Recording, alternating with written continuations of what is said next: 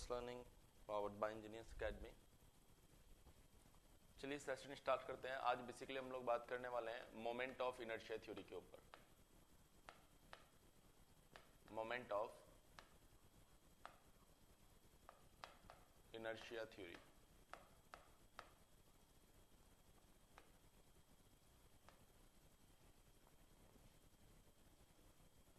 Good morning, good morning.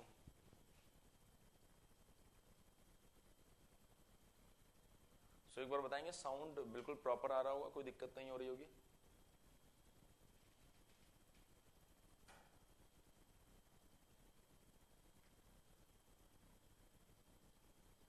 बिल्कुल proper है। तो स्टार्ट करते हैं मोमेंट ऑफ इनर्शिया थ्योरी। तो पॉइंट इसकी सर ये मोमेंट ऑफ इनर्शिया क्या होता है? अगर हम लोग बात करें सबसे पहले तो एक पॉइंट आता है कि मोमेंट ऑफ इनर्शिया होता क्या है।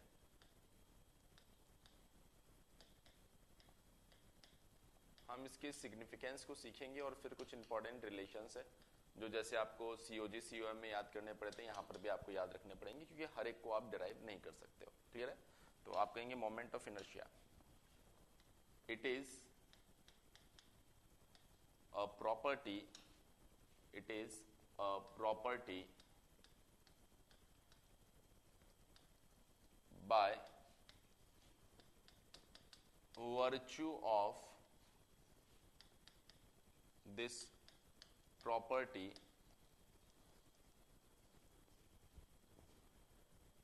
any body or system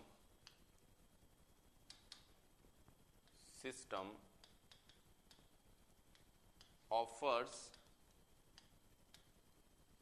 resistance towards any change,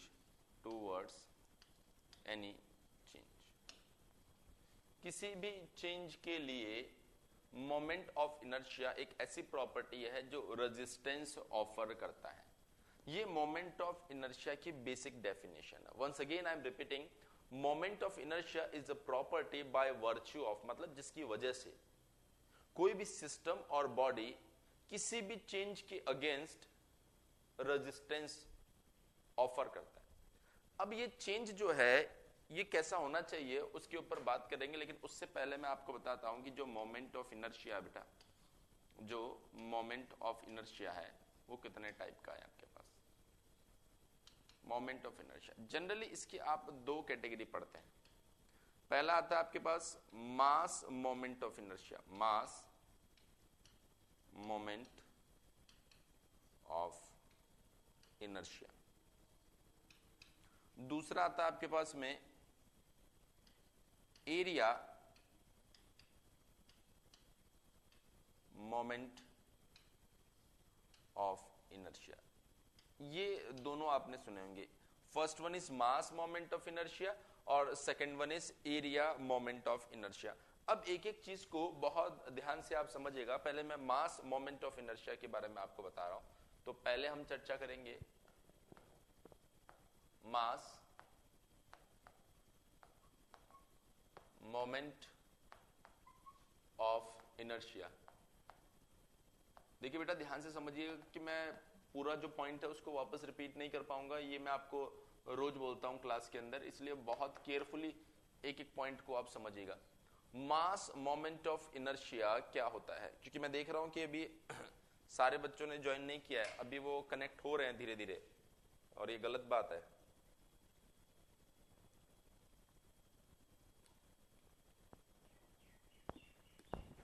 कभी कभार हमारी साइड से क्लास स्टार्ट करने में 2-5 मिनट डिले हो जाता है, तो आप 8:10 को एक नया टाइम ना बना लो। 8 बजे का ही टाइम है तो आप 8 बजे तैयार रहें, बिल्कुल, है ना। अब देखिए मास मोमेंट ऑफ इनर्शिया क्या होता है, मैं आपको थोड़ा सा समझाता हूं अच्छे से। मान लीजिए आपके पास में एक मास है, डीएम मास। मैंने इस डीएम मास का मोमेंट ले लिया इसके अबाउट।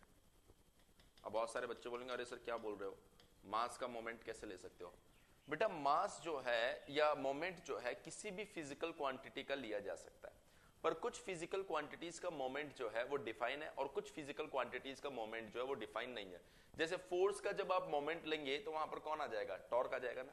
इसी तरीके से अगर आप बात करेंगे मास, जब इसका मोमेंट लेंगे तो यहां पर कोई भी नई फिजिकल क्वांटिटी नहीं आती, मतलब उस फिजिकल क्वांटिटी के बारे में हमारे पास कोई इंफॉर्मेशन नहीं है। मे भी हो सकता है इन फ्यूचर हमारे पास में उस फिजिकल क्वांटिटी की इंफॉर्मेशन आ जाए, पर मोमेंट जो है वो किसी भी फिजिकल क्वांटिटी का लिया जा सकता है।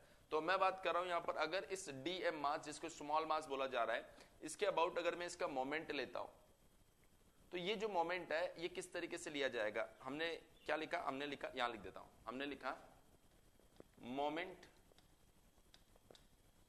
ऑफ मास, मोमेंट ऑफ मास हम ले रहे हैं।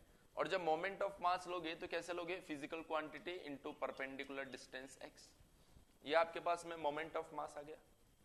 अब आपके पास में जो डीएम आपने लिखा है, जो डीएम आपने लिखा है, मैं बोल रहा हूं इस मास का एक बार और मोमेंट ले लो, मतलब एक बार मोमेंट आपने ले लिया, अब एक बार और मोमेंट ले रहे हैं। तो अब आप किसका मोमेंट ले रहे हो, मोमेंट ऑफ,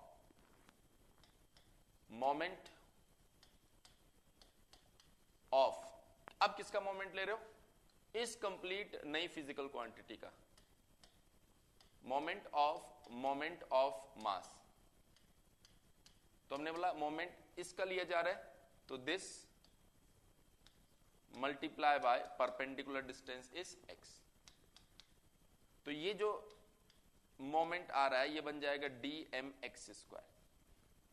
सर किसका मोमेंट लिया जा रहा है, देखिए पहले आपने लिया मोमेंट ऑफ मास, तो मास इनटू परपेंडिकुलर डिस्टेंस। अगली बार लिया मोमेंट ऑफ मास, मतलब इस पूरे का मोमेंट लिया जा रहा है, तो this multiply by perpendicular distance. बहुत ध्यान से समझना हर एक चीज को, बहुत ध्यान से समझना हर एक चीज को। तो आपने पहली बार जो मोमेंट लिया था वो कौन था, वो सर एक्चुअल में हमने मास का मोमेंट लिया था। अगली बार जो मोमेंट लिया वो किसका लिया, हमने अगली बार मोमेंट लिया मोमेंट ऑफ मास। तो एक्चुअल में बेटा ये जो पहला मोमेंट आप देख पा रहे हैं इसे हम बोलते हैं फर्स्ट मोमेंट ऑफ मास, इसे हम क्या बोलते हैं, फर्स्ट मोमेंट ऑफ मास। और जो दोबारा आपने मोमेंट लिया इसको हम बोलते हैं सेकेंड मोमेंट ऑफ मास। मतलब मास का दो बार मोमेंट ले लिया, एक बार लेंगे तो dmx, दूसरी बार लेंगे तो dmx x स्क्वायर। एक बार सभी स्टूडेंट्स बोलेंगे जिन्होंने टाइम से क्लास ज्वाइन की है उनको ये बात समझ में आई या नहीं है, उनको ये बात समझ में आई या नहीं है, जिन्होंने टाइम से क्लास ज्वाइन की है उनको ये बात समझ में आई या नहीं है ना।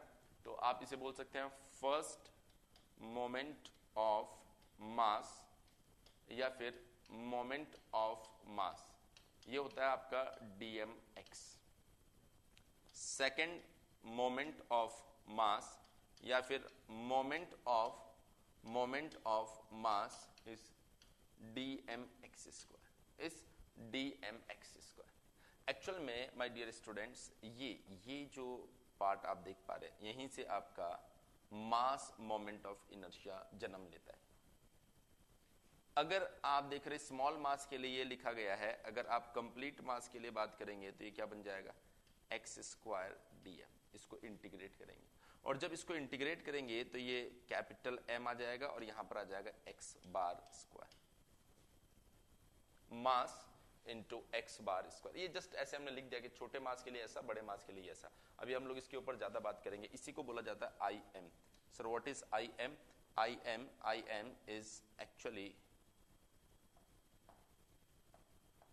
मास मोमेंट, पूरा लिख देता हूं पहली बार, mass moment of inertia, mass moment of inertia. तो मास मोमेंट ऑफ इनर्शिया कौन हुआ sir, mass moment of inertia हुआ second moment of mass, moment of mass. उसी को हम लोग क्या बोल रहे हैं यहां पर, मास मोमेंट ऑफ इनर्शिया। तो पहला पॉइंट कि सर ये मास मोमेंट ऑफ इनर्शिया कौन होता है, सिंपल वर्ड्स में आप बोलेंगे जब मास का सेकंड टाइम मोमेंट लिया जाएगा या फिर जब मोमेंट ऑफ मास का एक बार फिर से मोमेंट लिया जाएगा उसको बोला जाता है मास moment of inertia. Now the question is कि सर इसका फिजिकल फीलिंग क्या है, क्या है ये चीज। फॉर्मूला तो हम समझ गए लेकिन क्या चीज क्या है ये, कैसे आप मुझे समझा पाओगे कि this effect is actually known as mass moment of inertia? वो अब इसकी फीलिंग जानने की जरूरत है। अगर मैकेनिक्स आप पढ़ रहे हैं, फिजिक्स आप पढ़ रहे हैं, तो हर एक चीज की अपनी एक फीलिंग होती है। उस फीलिंग को अगर आप पहचान लोगे तो इसका मतलब आप मैकेनिक्स को फील कर रहे हो। जैसे हमने बोला ग्रेविटी नीचे काम करती है, आपने बोला सर मैं नहीं मानता। हमने कहा देखो पेन को छोड़ो, ये नीचे गया। तो ये नीचे क्यों गया? Due to gravity. तो ग्रेविटी की फीलिंग है ना आपके पास में। तो ऐसे ही अगर मास मोमेंट ऑफ इनर्शिया, दो ही चीजें होती है यहां पर जब भी आप फिजिक्स या मैकेनिक्स पढ़ते हैं। तो एक तो वो क्या होता है, दूसरा वो कैसे होता है, बस। तो हमने बोला क्या होता है वो तो हमें मिल गया। अब ये कैसे होता है, इसका जो फीलिंग होता है वो कैसे हमें फाइंड करने को मिलेगा, वो फीलिंग कैसे हम समझ पाएंगे? तो आप मैग्नीट्यूड को डिफाइन कीजिए पहले। हमने कहा सर मैग्नीट्यूड तो डिफाइन कर दिया, फिर आता है उस पर्टिकुलर फिजिकल क्वांटिटी की थोड़ी सी फीलिंग लीजिए। फीलिंग लेने का मतलब क्या हुआ कि आप उसे समझा पाए दूसरे को। मैथमेटिकली तो कोई भी समझा पाएगा, अब इसे कैसे हम लोग फील करेंगे? आप समझिए बेटा, यहां पर एक छोटा सा डिस्क आपके पास में है। मान लो एक छोटा सा डिस्क आपके पास में है, ये ठीक है। अब हमने प्रिंस को बुलाया और प्रिंस को कहा कि भैया प्रिंस एक काम करो, इस डिस्क को घुमा दो। तो प्रिंस आया और उसने घुमा दिया, क्योंकि छोटा सा डिस्क घुमा दिया। ठीक है, ये कौन है? ये है आपका प्रिंस। फिर हमने इधर एक और लड़के को खड़ा कर दिया। सबसे समझदार लड़का कौन है इन सब में? राहुल लग रहा है। सो राहुल को हमने यहाँ पे खड़ा कर दिया और हमने कहा कि आपको इसे रोकना है। तो इसने कहा ये लो सर, ये तो मेरे बाएं हाथ का खेल है। इसको पकड़ा और राहुल ने इसको रोक दिया। तो प्रिंस ने इसे घुमाया, राहुल ने इसे रोका। हमने बोला दोनों को कोई समस्या है? दोनों ने बोला कोई टेंशन नहीं सर, इट्स वेरी सिंपल, बड़ा आसान था ये तो। हमने कहा रुको अभी। फिर हम लोग लेकर आए एक बड़ा सा डिस्क। ये डिस्क का मास था 1 kg। ये डिस्क का मास है 10,000 kg। अब हमने प्रिंस को बोला कि प्रिंस भैया इसको जरा थोड़ा सा घुमा दो। तो प्रिंस ने अपने अंदर जितनी ताकत थी, अपने गली मोहल्ले में जितनी ताकत थी, सबको बुलाकर इसे घुमाने की कोशिश की, पर ये नहीं घुमा। बड़ी मेहनत से थोड़ा बहुत हिला था ये। तो प्रिंस ने कहा कि सर हमसे ना हो पाएगा। फिर हमने किसी मशीन वगैरह इक्विपमेंट की मदद से इसको घुमा दिया, बहुत तेज स्पीड पे घुमा दिया। क्लियर है? बहुत तेज स्पीड पे घुमा दिया। फिर हम लोग लेकर आए वापस राहुल को। हमने बोला राहुल जरा इसको अब रोक दो। तो राहुल अपने आप को सुपरमैन समझता, उसने इसको हाथ लगाया। तो जिस आरपीएम से ये घूम रहा था ना, उसे डबल आरपीएम से राहुल इसके साथ घूमने लग गया, पर इसको रोक नहीं पाया। फिर जैसे तैसे हमने राहुल को पकड़ के साइड में बिठाया। उसको चक्कर आ रहे थे, उससे पूछा क्या हुआ? तो उसने बोला कि सर हमारे बस की बात नहीं है। क्यों नहीं है इस बात को आप समझिए। क्योंकि जब ये रुका हुआ था, तो हम इसको घुमा रहे थे। और जब हम इसे घुमाने के लिए गए तो हमने कहीं ना कहीं उसके अंदर कुछ चेंजेस करने की कोशिश की। वो बेचारा रुका हुआ था, हम घुमाने की कोशिश कर रहे हैं। तो वो रेजिस्टेंस लगाएगा। वो क्या करेगा बेटा? रेजिस्टेंस लगाएगा। और वो देखिए वो किसके ऊपर डिपेंडेंट है? मास के ऊपर है। तो ये छोटा मास था। तो जब प्रिंस घुमाने आया तो इस बॉडी ने कम रेजिस्टेंस लगाया। ये घूम रहा था, राहुल ने रोकने की कोशिश की। ये बेचारा छोटा मास है, तो जब राहुल से रोकने जाएगा तो बॉडी बोलेगी नहीं हमें रुकना नहीं है, लेकिन बॉडी का मास कम है। मास कम होने की वजह से उसका रेजिस्टेंस भी क्या रहा होगा? कम रहा होगा। लेकिन जब हम इधर आए तो ये रुका हुआ था। प्रिंस ने घुमाने की कोशिश की, ये नहीं घुमा। क्यों? क्योंकि बहुत बड़ा मास है। तो यहां पर ये रुके हुए से स्टैटिक कंडीशन से रोटेशन में जाने के लिए रोकेगा अपने आप को, और बड़ा मास होने की वजह से इसका रेजिस्टेंस जो है वो ज्यादा होता है, तो वो नहीं घूमेगा। तो हम ज्यादा फोर्स लाया, उसको घुमा दिया। फिर राहुल बोला कि सर अब मैं रोकूंगा इसे। तो अब ये घूम रहा है ना, इसे रोकना चाह रहे हो, रोटेशन से स्टैटिक में लाने की कोशिश कर रहे हो, तो फिर से आप चेंजेस ला रहे हो इसके अंदर। तो चेंजेस ला रहे हो तो कहीं ना कहीं ये बॉडी जो है ये अपोज करेगी इस चेंजेस के लिए, क्योंकि मास बहुत ज्यादा है। तो वो जो रेजिस्टेंस बॉडी डेवलप करेगी ना, वो बहुत ज्यादा होगा।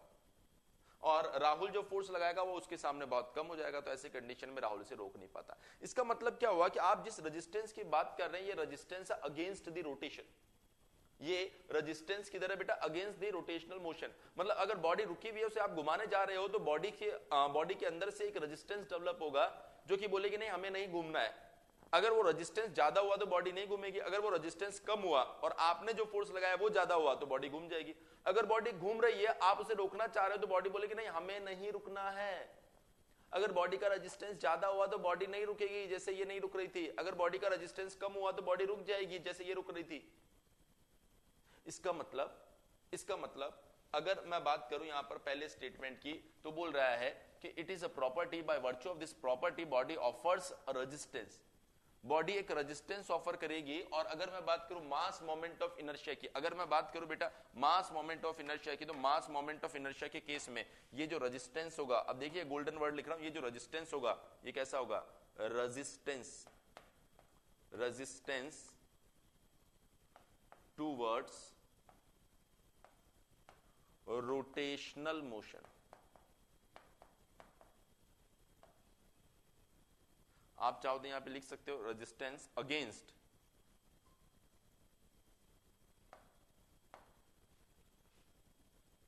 Rotational motion.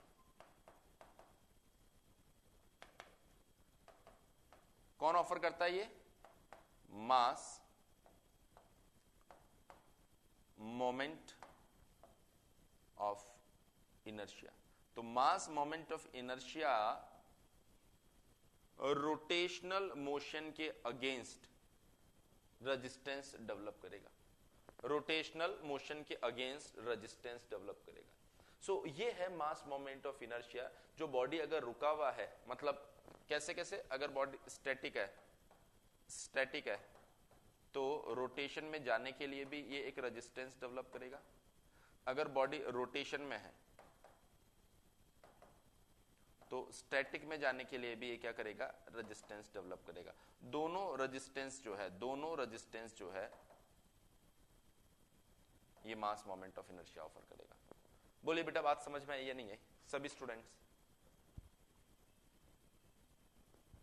स्टूडेंट्स बताएंगे बेटा पॉइंट समझ में आया कि नहीं आया।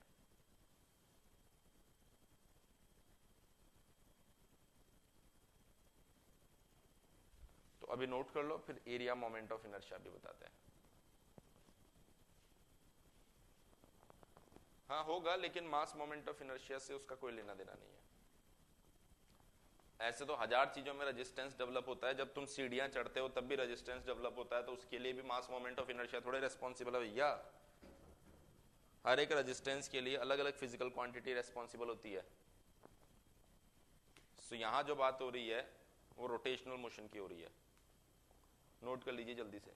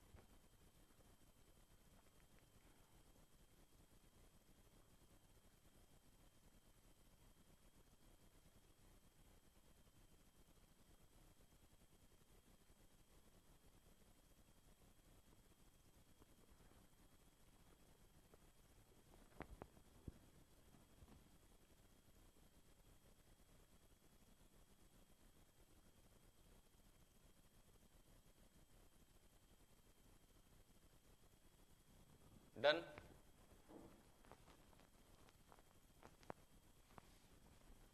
नहीं हुआ, ठीक है, लिख लो लिख लो।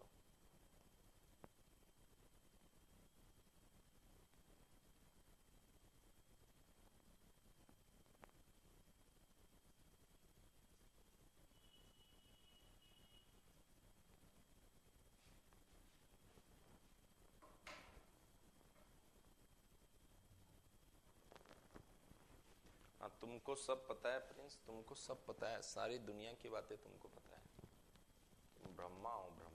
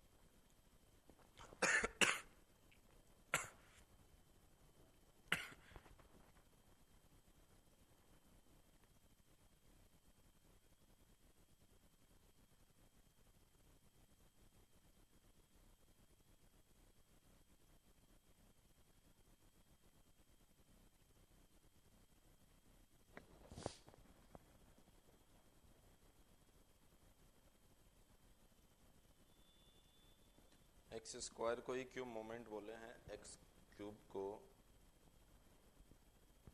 करते वो भी रेजिस्टेंस तो शो करता। देखिए यहां पर अगर आप dm मल्टीप्लाई बाय x करते हैं तो वो भी एक फिजिकल क्वांटिटी ही होती है, लेकिन उस फिजिकल क्वांटिटी का इफेक्ट अभी तक किसी के पास में नहीं आया। और dm multiply by x square, x cube अगर आप करते हैं तो वो भी एक फिजिकल क्वांटिटी बनेगी, लेकिन dm multiply by x cube जो है वो किस फिजिकल क्वांटिटी को रिप्रेजेंट करता है ये भी किसी के पास में अभी कोई भी इंफॉर्मेशन नहीं है। सिर्फ इतनी ही इंफॉर्मेशन है कि dm multiply by x square करोगे ना तो यहां से जो फिजिकल क्वांटिटी आएगी ना वो रिप्रेजेंट करेगी आपके रोटेशनल रेजिस्टेंस को। सो आप नहीं बोल सकते हो कि dm multiply by x cube भी रेजिस्टेंस ही डेवलप करेगा। कैसे डेवलप करेगा बताओ जरा, आप कैसे ये बात बोल सकते हो dm multiply by x cube भी रेजिस्टेंस ही डेवलप करेगा? अभी तक दुनिया को नहीं पता चला ये कौन सी फिजिकल क्वांटिटी है, तो आप कैसे बोल सकते हो?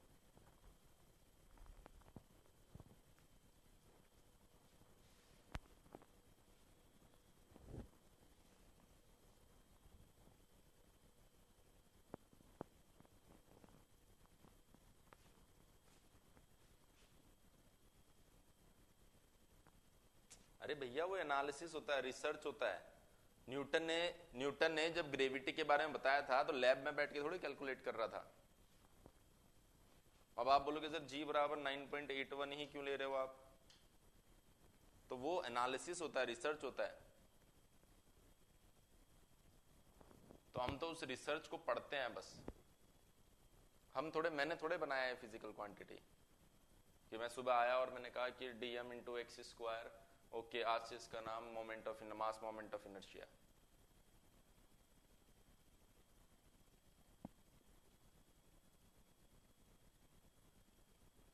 हो गया नोट?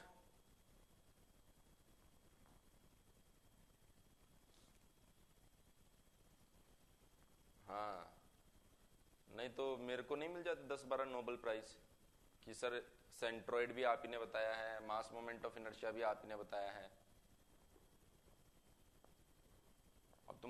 वेट बराबर W बराबर mg ही क्यों होता है, mg स्क्वायर लिखो आप।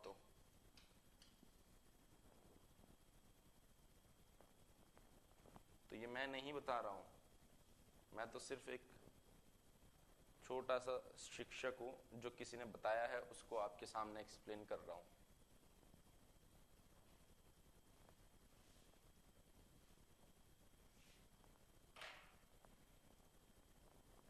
अरे नहीं नहीं नहीं, मैं तो सिर्फ 2-4 बातें जानता हूं।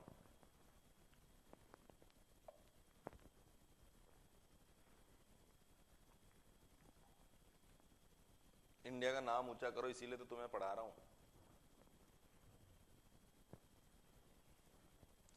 इंडिया का नाम ऊंचा करने वाले सब जेईएन बनने के बारे में सोच रहे हैं।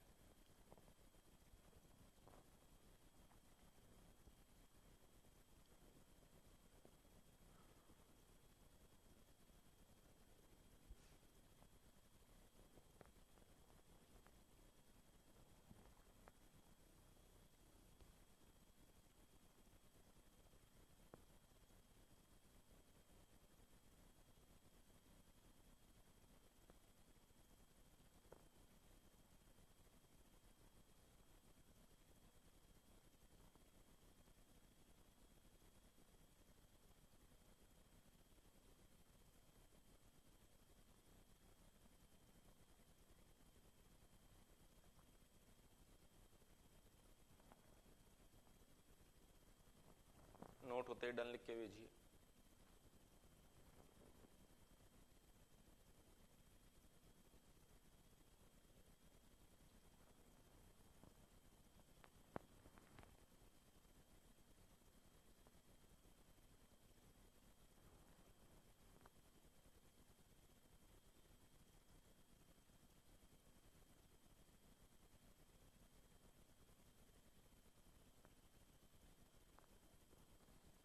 ये जो 2 साइंटिस्ट है ना, इनके नाम भी लिखना भाई, इन्होंने बहुत बड़ा योगदान दिया आपको समझाने में।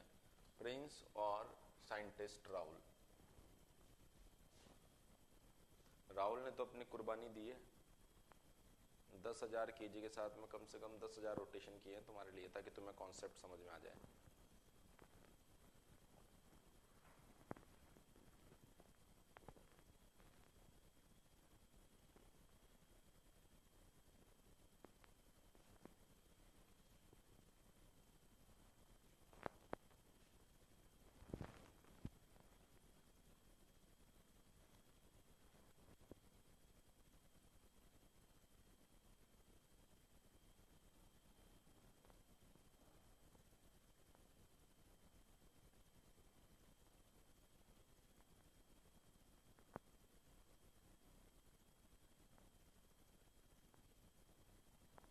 Done.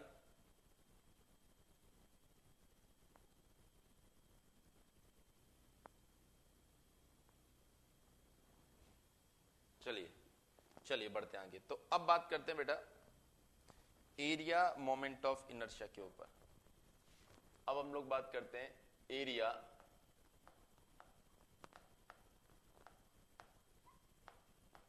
Moment of inertia. Area moment of inertia की अगर मैं बात करूं, नहीं बलिदान को व्यर्थ मत जाने देना, बिल्कुल बिल्कुल। देखिए एरिया मोमेंट ऑफ इनर्शिया की अगर मैं बात करूं तो मान लीजिए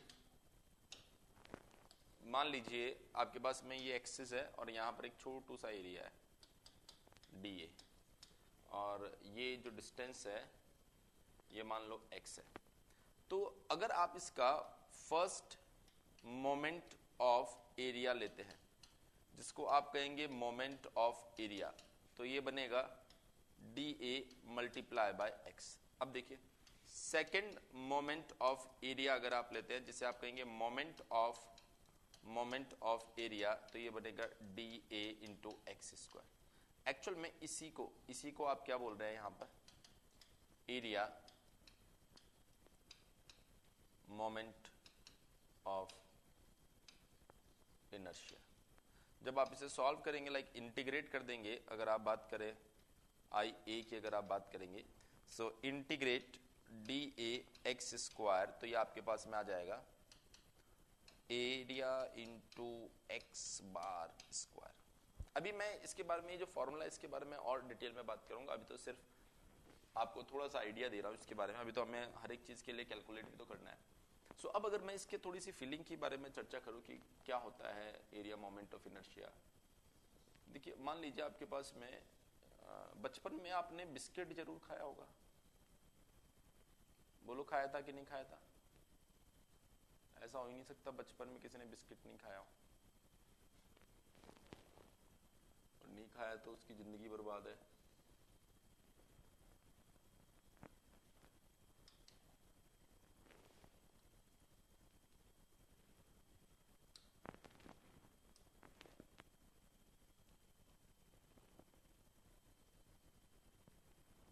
ठीक है, देखो ये वही आपका बिस्किट है,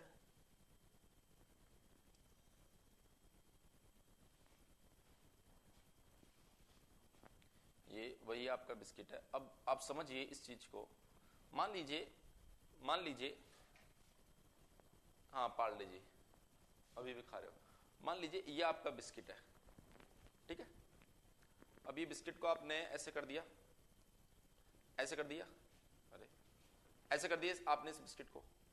अब इस बिस्किट को ऐसे तोड़ोगे या फिर ऐसे तोड़ोगे। देखिए एक तो है कि आप ऐसे तोड़ रहे, ऐसे ऐसे इस एक्सिस के अबाउट, एक है कि आप इस एक्सिस के अबाउट तोड़ रहे ऐसे, एक है कि आप यहां से ये जो एक्सिस जा रहा है ना, यहां से बीच में से तोड़ने की कोशिश कर रहे हो। तीन केस आपके पास में, पर ज्यादातर बच्चे जो होंगे ना वो यहां से इस एक्सिस से, ये जो आप देख पा रहे हो एक्सिस, इससे तोड़ने की कोशिश करते हैं। बचपन में सभी ने ऐसा ही किया होगा, एक बार जरा बताओ यस और नो। जो मैं बता रहा हूं ये काम किया था ना? पता ऐसा क्यों करते थे? जब आप उस एक्सिस के about area moment of inertia निकालते थे, उस एक्सिस के about area moment of inertia सबसे कम आता है। अभी मैं कैलकुलेट करके भी आपको बताऊंगा। तो आप जब 2 साल के थे तो आपको पता था कि बिस्किट को ऐसे तोड़ना है, ऐसे नहीं तोड़ना, क्योंकि ऐसा तोड़ने से एरिया मोमेंट ऑफ इनर्शिया कम हो जाएगा। सो एक्चुअल में एरिया मोमेंट ऑफ इनर्शिया जो रहेगा वो डेवलप करता है एक रेजिस्टेंस अगेंस्ट बेंडिंग, और बोल सकते हो टॉर्शन, बेंडिंग और टॉर्शन के अगेंस्ट एक रेजिस्टेंस डेवलप करता है। तो आप इसे बेंड करने जा रहे थे, बेंड करने इधर इधर और यहां से भी, तो हमने कहा कि यार इस एक्सिस के अबाउट जब बेंड करेंगे ना तो जो रेजिस्टेंस होगा ना वो मिनिमम होगा, और रेजिस्टेंस अगर मिनिमम होगा तो तोड़ना आसान होगा, इस वजह से आप उसे प्रेफर करते थे। तो इसका मतलब है कॉन्सेप्ट आप 2 साल की उम्र में भी जानते थे, बस नाम आज आपको पता चला है। तो आप क्या बोलेंगे? Area moment of inertia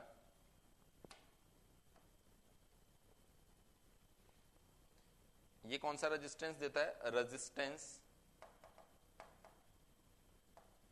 against bending और टॉर्शन।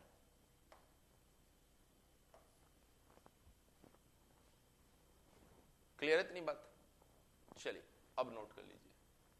अरे तुम लोग बहुत इंटेलिजेंट थे, तुम्हें पता ही नहीं है।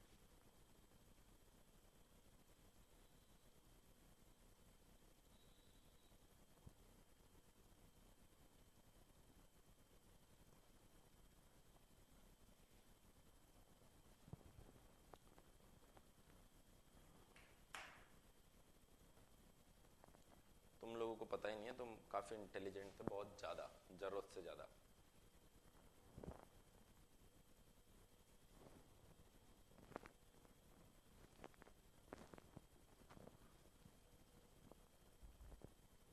जितना नहीं होना चाहिए उतना इंटेलिजेंट हो गए थे तुम लोग।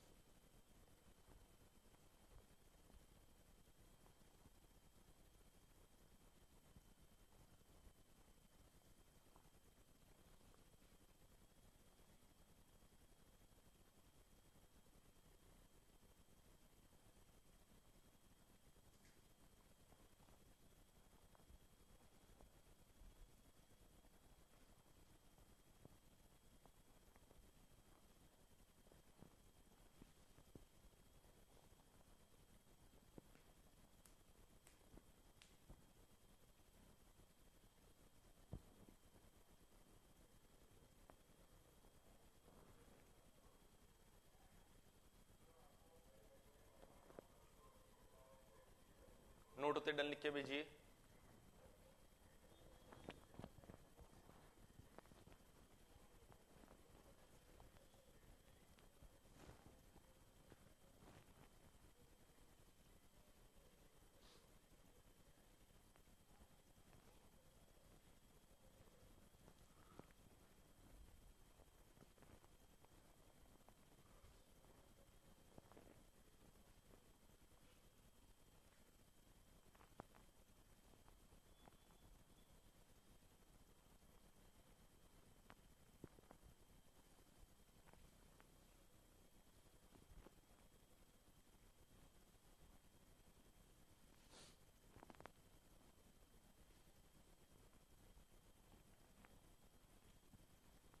डन डनाडन।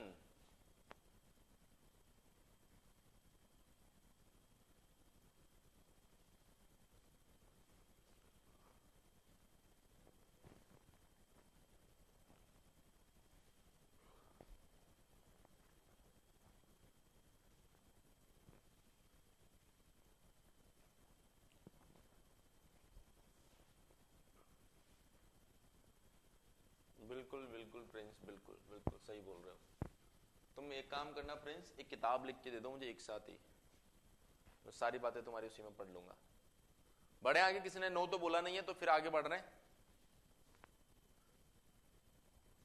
देखो अब हम बात करेंगे कि कैसे area moment of inertia calculate किया जाता है। तो अब आप लिखेंगे यहां पर area moment of inertia.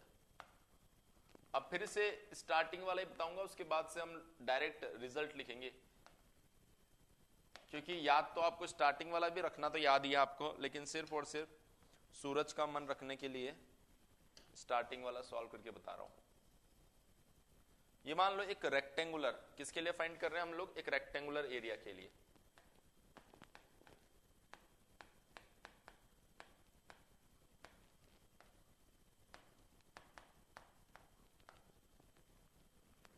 Rectangular area के लिए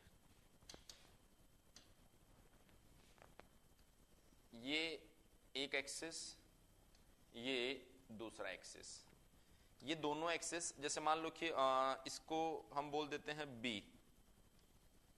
और इसको हम बोल देते हैं डी।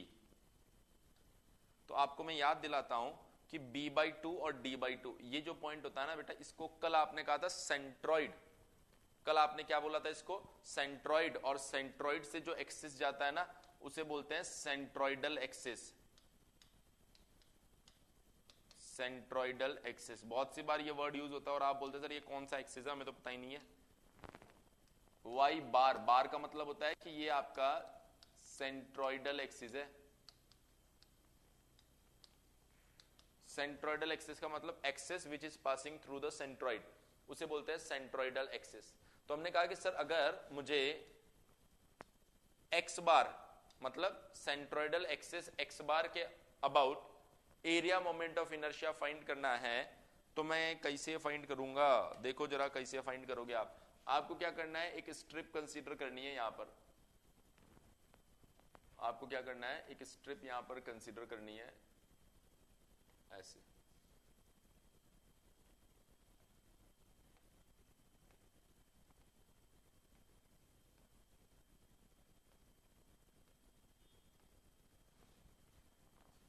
क्लियर है, एक ऐसी स्ट्रिप कंसीडर करनी है। ये जो स्ट्रिप आपने कंसीडर की है ये यहां से y डिस्टेंस पर है, यहां से ये y डिस्टेंस पर है, और ये जो डिस्टेंस है ये कितनी है dy। ये जो डिस्टेंस है ये कितनी है dy।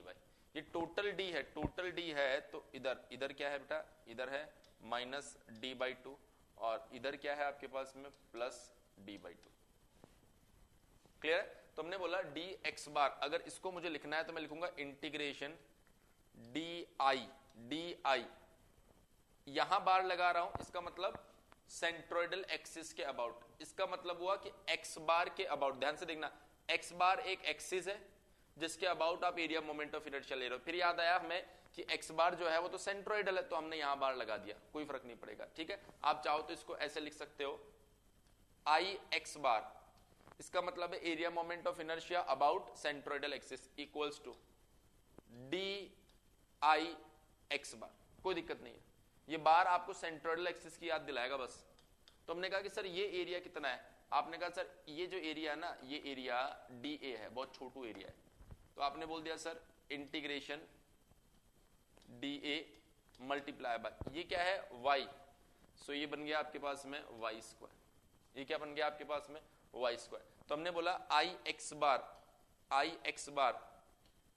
डी ए का मतलब क्या है, ये वाई स्क्वायर। डी ए का मतलब क्या हो गया, देखो जरा, डी वाई इंटू बी, तो ये बन गया आपके पास में बी डी वाई। ये क्या बन गया बेटा आपके पास, बी डी वाई। सो ये बन गया आपके पास में बी डी वाई। अगर ये आपके पास में बी डी वाई बन गया तो अब इसकी लिमिट कहां से कहां तक होगी, माइनस डी बाई टू से प्लस डी बाई टू तक, माइनस डी बाई टू से प्लस डी बाई टू तक। सो ओवरऑल अगर आप देखेंगे तो देखिए b यहां से कॉमन आ गया और ये आ गया integration minus d by two से plus d by two y square d y, y square d y. So I x bar equals to b y square की अगर हम लोग बात करेंगे तो ये बनेगा y cube divided by 3 minus d by two से plus d by two. So ऐसे में ये बन गया b बाई 3, और अगर मैं बात करूं वाई क्यूब की तो ये बन जाएगा d बाई टू का cube minus of d by two का क्यूब। सो ओवरऑल अगर आप देखेंगे तो ये है b, यहां पर आ गया 3, ये 8 और 8 हमने कॉमन ले लिया तो यहां पर आ गया होगा आपके पास में 8, और अंदर अगर आप देखेंगे बेटा तो ये है d cube plus d cube. So overall आप देख सकते हैं, यहां लिख देता हूं I x bar equals to 2d cube, यहां से कैंसिल आउट हो जाएगा तो ये बन जाएगा बेटा b d cube by 12, b d cube by 12। ये आपके पास में आई एक्स बार आ रहा है। देखिए आप इसे आई एक्स बार भी लिख सकते हैं, आई एक्स एक्स बार भी लिख सकते हैं। तो एक्स एक्स बार एक्सिस के अबाउट जो एरिया मोमेंट ऑफ इनर्शिया होता है वो बी डी क्यूब होता है। सिमिलरली आई वाई बार जब इसके अबाउट आपको लिखना होगा तो ऐसे एक स्ट्रिप कंसिडर करके हम लिखते हैं, और ये होगा आपके पास में, ये कितना हो गया आई एक्स बार देखिए ये एक्सिस है तो आपने लिखा बी डी क्यूब। जब आप वाई बार के अबाउट लिखेंगे तो आप क्या लिखेंगे, D B cube, D B cube by 12। बोली इतनी बात समझ में आई कि नहीं है आपको? तो सिर्फ बेटा ये दो फॉर्मूले याद रखना है बस, और कुछ नहीं करना है। वो तो मैंने बता दिया कि भाई कैसे फाइंड करते हैं स्टार्टिंग में। बिल्कुल बिल्कुल बिल्कुल नोट कर लीजिए, बिल्कुल नोट कर लीजिए बेटा।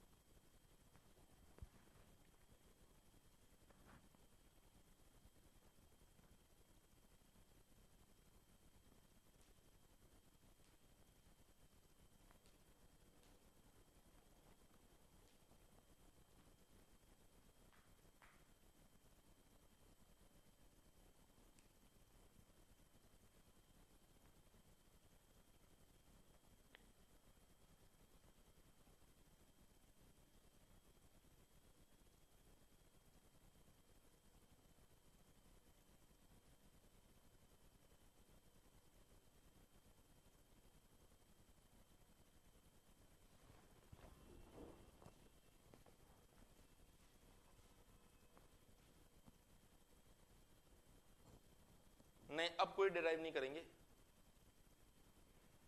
ट्राइंगल और सर्किल के अलावा बचा क्या है फिर? डिराइव मैंने कहा एक ही करेंगे बेटा, उसके अलावा कोई डिराइव नहीं करेंगे। डिराइव क्यों करेंगे भाई? सेमेस्टर एग्जाम की तैयारी कर रहे हो सूरज तुम।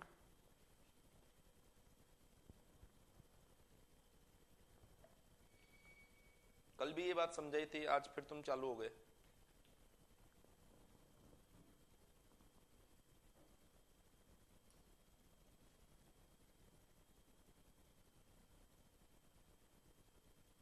नोट होते डल लिख के भेजिए।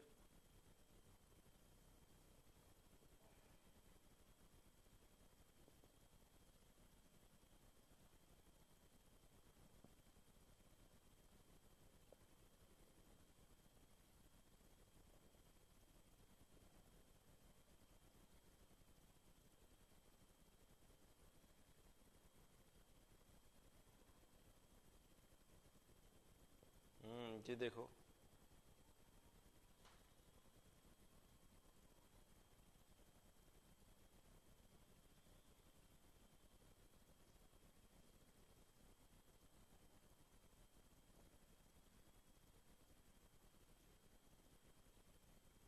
बेटा तुम्हारी फीलिंग के चक्कर में हमारा मैकेनिक्स खत्म नहीं होगा ना।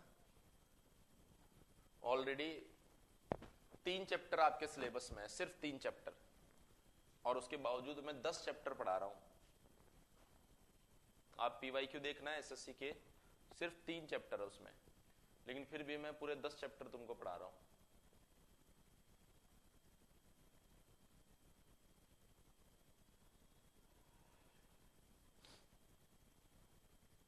मुझे 15 घंटे मिलते हैं सिर्फ मैकेनिक्स पढ़ाने के लिए, लेकिन मैं उसे 30 घंटे तक इसीलिए लेके जाता हूं ताकि बहुत सारे एक्स्ट्रा चीजें आपको बता दे। लेकिन वो एक्स्ट्रा चीजें वो जो वाकई में काम की है, तो फिजूल की बातें थोड़ी करेंगे कि बैठे बैठे ट्राइंगल को डिराइव कर रहे हैं। उसके बजाय मैं आपको ट्रस का क्वेश्चन सॉल्व करवाऊंगा ना। चलिए देखिए, अब अगर हम लोग बात करें, ये रेक्टेंगुलर एरिया था, अब हम लोग दो नंबर की बात कर रहे हैं, ट्राइंगुलर एरिया। ट्राइंगुलर एरिया देखिए, ट्राइंगुलर एरिया की अगर हम लोग बात करें तो मतलब पीएचडी की बात भी नहीं है, लेकिन वो तो काम का ही नहीं है ना। काम का होता आपका कोर सब्जेक्ट होता। अभी टॉम आप पढ़ते हो तो उसके अंदर कितनी सारी चीजें डिराइव करवाते हैं आपको, वो इसीलिए डिराइव करवाते हैं क्योंकि वहां काम आती है। ये तो मैथमेटिक्स है, ये थोड़ा डिराइव करेंगे बैठ के। देखिए यहां पर ये ट्राइंगुलर एरिया है आपके पास में, ये जो पॉइंट है ना, ये आपका सेंट्रोइडल पॉइंट है। इसे क्या बोलेंगे आप?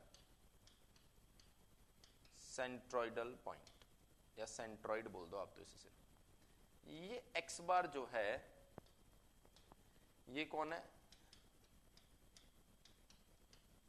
Centroidal axis.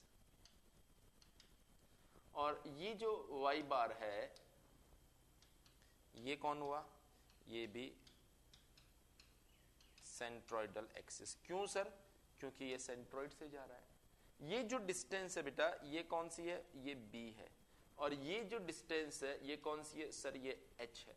तो ऐसे में जब आप फाइंड करोगे आई एक्स बार, देखिए आप इसे ऐसे लिखिए या फिर आप इसे आई एक्स एक्स बार लिखिए, एक ही बात है। तो ये आपके पास में आएगा बी एच क्यूब, ध्यान रखना, B H cube divided by 36। देखो याद करना भी कितना आसान है यार, कितना आसान है याद करना। देखो सारी बातें छोड़ो, एक्स बार कौन सा है? ये, तो इसमें कौन सी डायमेंशन है? बी, तो ये होगा B D cube, B D cube. देखो वाई बार के लिए, ये वाई बार कौन सी डायमेंशन है? डी, तो ये होगा डी बी क्यूब। इधर देखो, एक्स बार मतलब बी, तो बी एच क्यूब। समझे? अब देखो वाई बार, देखो अब आप लोग खुद बता दोगे वाई बार क्या होगा, जरा बताओ। वाई बार क्या होगा जरा बताओ।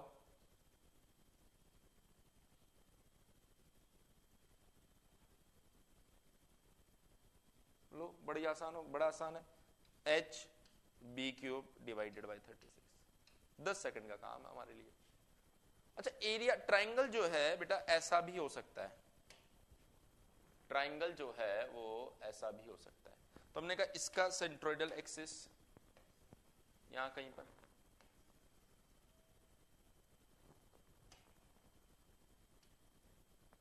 तो ये बन गया आपके पास में एक्स बार, ये बन गया आपके पास में वाई बार। क्लियर है? तो इसके लिए अगर आप लिखेंगे आई एक्स बार, तो ये कौन है, ये मान लो आपके पास में बी है, इसको बी मान लो, और एच कौन है, ये यहां से यहां तक एच है, ध्यान रखना, यहां से यहां तक एच। क्लियर है? तो इसके लिए I x bar again b H cube by 36, b H cube by 36। लेकिन जब आप आई वाई बार करते हैं तो उसमें लिटिल बिट चेंज, फॉर्मेट तो वही रहेगा एच बी क्यूब, देखिए एच बी क्यूब अभी भी वही रहेगा, बस यहां पर 48 आ जाता है। रेक्टेंगल में 12 आता है, इसमें 36 आता है, इसमें 36 48 आता है। एक बार लिख लोगे सारे फॉर्मूले याद आ जाएंगे। मतलब याद करने की ट्रिक बनाओ हमेशा, बी एच क्यूब कैसे बताया, बी एच क्यूब। वाई के लिए तो वाई से शुरुआत करो, एच बी क्यूब, नोट कर लीजिए।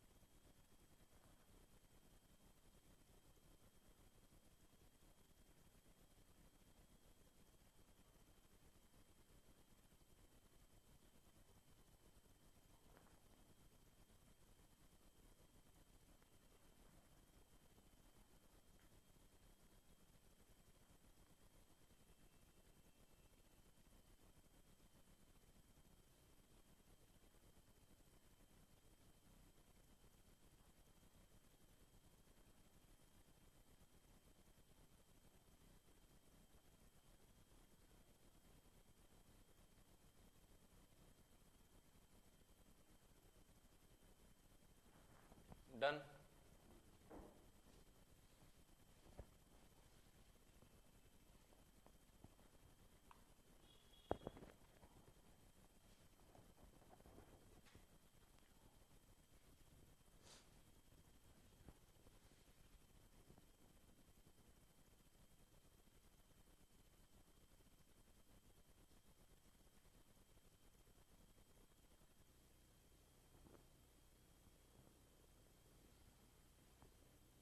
देखो किसी ने नो तो बोला नहीं, तो बढ़ते हैं फिर आगे।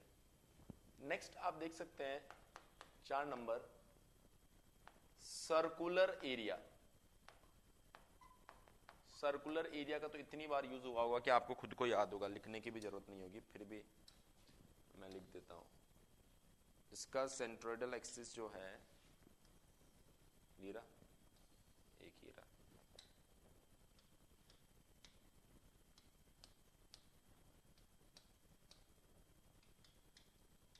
तो आई एक्स बार ये होता है पाई बाई 64 d4, और यही किसके बराबर होता है, आई वाई बार के बराबर होता है। बस ये तो आपने पता नहीं कितनी बार याद किया होगा। बिल्कुल बिल्कुल बिल्कुल, किसने बताया, सूरज। ये लो सूरज, तो मैं खुद को याद है, बोल रहे हो सर याद कैसे होंगे ये सब चीज, नोट कर लीजिए। अब समझने की एक चीज आएगी जिसको हम लोग थोड़ा अच्छे से समझेंगे।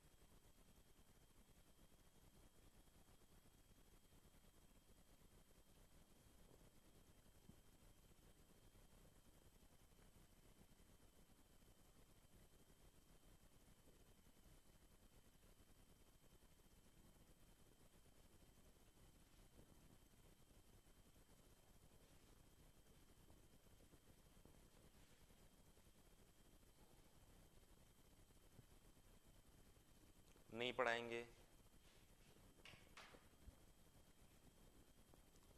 तुम क्या सूरज, तुम क्या अलग सिलेबस लेकर आए हो क्या कोई?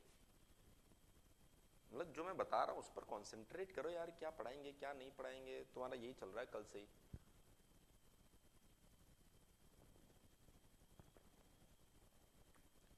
तो अभी वेट करो ना चीजों के लिए, मतलब जो मैं बता रहा हूं उस पर कंसंट्रेट करो। सर इसका डेरिवेशन बता दो, इसका बाउंड्री बना दो, इसका सिलेबस लिखा दो, ये पढ़ाओगे कि नहीं पढ़ाओगे?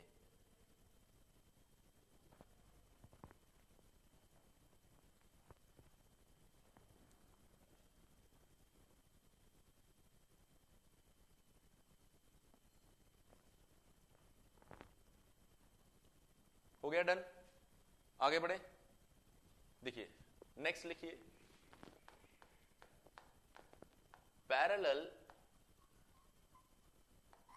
Axis theorem. अब देखिए हर एक चीज का टाइम आता है। अब इस पैरेलल एक्सिस थ्योरम का टाइम आया है तो अब इसको पढ़ाएंगे ना। अब तुम ऐसे बीच बीच में ये सब फिजूल की बातें करोगे तो मैं पढ़ाने की इच्छा होगी तो भी नहीं पढ़ाऊंगा ये पैरेलल एक्सिस थ्योरम। जो भी हमारे काम की चीज होगी, कल मैंने शायद 10 मिनट भाषण दिया था इस चीज पर कि वो हम लोग पढ़ेंगे, लेकिन हम लोग यहां पर आरएस कुर्मी की किताब नहीं लिख रहे हैं कि 1200 पेज की किताब लिख देंगे। अभी तुम नहीं भी बोलते तब भी पैरेलल एक्सिस थ्योरम तो आनी थी बोर्ड के ऊपर। अभी मैंने 2 मिनट पहले बोला था कि पैरेलल एक्सिस थ्योरम जो है, जो नेक्स्ट टॉपिक है वो अब कुछ समझने का आया आपके, तो वो पैरेलल एक्सिस थ्योरम ही थी। लेकिन तुम पहले ही चालू हो गए, सर ये पढ़ाओगे क्या, ये नहीं पढ़ाओगे क्या, ये क्यों नहीं पढ़ाओगे, ये कैसे पढ़ाओगे। तो जिंदगी सिलेबस डिफाइन करने में निकल जाएगी। देखिए हमने ऐसा मान लिया कि हमारे पास में ये एक सेंट्रॉइड है। अगर ये एक सेंट्रॉइड है तो ये जो एक्सिस जा रहा होगा इस एक्सिस को क्या बोला जाएगा? Centroidal axis. इस एक्सिस को क्या बोलेंगे हम लोग? अरे ठीक है, परेशान किए तो चिंता मत करो। देखो वहां बोर्ड पर क्या लिखा है, पैरेलल एक्सिस थ्योरम, और अब इसके बाद परपेंडिकुलर एक्सिस थ्योरम भी आएगी। पर मेरा सिलेबस, मेरा सब्जेक्ट सूरज आपके सिलेबस के हिसाब से नहीं चल रहा है।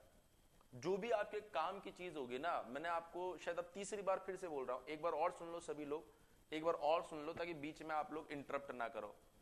आपके सिर्फ 3 चैप्टर एसएससी के सिलेबस में है, लेकिन फिर भी मैं आपको 10 चैप्टर करवा के जा रहा हूं। वो इसलिए करवा के जा रहा हूं ताकि आपके टेक्निकल पार्ट में जो भी समस्याएं वो भी खत्म हो जाए, और आप एसएससी के अलावा, जैसे मान लीजिए आरएसबी का एग्जाम होता है, जैसे मान लीजिए आरएसएसबी का एग्जाम होता है, जैसे मान लीजिए बीपीएससी का एग्जाम होता है, इवन आप मान लीजिए किसी एएन एग्जाम में बैठते हैं लाइक आरपीएससी, एटसेट्रा एटसेट्रा। कल 6 तारीख को आपका एनएचपीसी का एग्जाम है। तो ये सारे उसके अंदर कवर हो जाएंगे। लेकिन अब आप सोचो कि सर सेमेस्टर का पढ़ा दो, तो ट्यूशन पर नहीं आया ना अपन बेटा। तो आप कॉन्सेंट्रेट, मतलब कोई डाउट हो तो जेन्युइन डाउट पूछो। ये सब कोई डाउट होता है क्या पैरेलल एक्सिस थ्योरम पढ़ाओगे क्या सर, ये कैसा डाउट हुआ? क्लियर है? तो कॉन्सेंट्रेट करो, सर का कॉन्सेंट्रेशन भी खराब होता है और आप अपना भी कॉन्सेंट्रेशन खराब कर रहे हो। अब पॉइंट पर आओ, अब आगे से कोई इस तरह की बात मत करना, अदरवाइज मैं फिर आपको एसएससी का सिलेबस दिखाऊंगा, 3 टॉपिक है, उसी दिन क्लास में खत्म कर दूंगा पूरा सिलेबस। पैरेलल एक्सिस थ्योरम ये आपका सेंट्रॉइड है और इसको हम बोलते हैं सेंट्रॉइडल एक्सिस। तो पैरेलल एक्सिस थ्योरम ये बोल रही है कि अगर आपको किसी और एक्सिस के about area moment of inertia और even mass moment of inertia, दोनों में से अगर कुछ भी लिखना हो, दोनों में से अगर कुछ भी लिखना हो तो वो कैसे लिखा जाता है? मान लीजिए आप ये x1 है और ये भी x1 है। मान लीजिए आप सेंट्रोइडल एक्सिस से d1 डिस्टेंस पर गए, सेंट्रोइडल एक्सिस से d1 डिस्टेंस पर गए, तो ऐसे में जो ix1 आप लिखेंगे, ix1 लिखिए आप इसे, या आप इसे ix1 x1 लिखिए। इसका मतलब होता है x1 एक्सिस के अबाउट, इसका मतलब यही होता है। कुछ जगह पर आई x1 लिखा होता है, कुछ जगह पर आई x1 लिखा होता है। तो ये कैसे दिया जाता है, ये दिया जाता है आई एक्स बार, मतलब एरिया मोमेंट ऑफ इनर्शिया या moment of inertia about centroidal axis plus A d1 square. कैसे लिखा आपने, सेंट्रोइडल एक्सिस के अबाउट जो भी मोमेंट ऑफ इनर्शिया है उसके अंदर एरिया इनटू जितनी डिस्टेंस पर आपका नेक्स्ट एक्सिस है उसको ऐड कर दो। So area into d1 square, इसको क्या करना है आपको, सेंट्रोइडल एक्सिस के अंदर ऐड करना। मैं इसको वर्ड्स में लिखकर आपको बताता हूं। According to parallel axis theorem, parallel axis theorem, when we move away from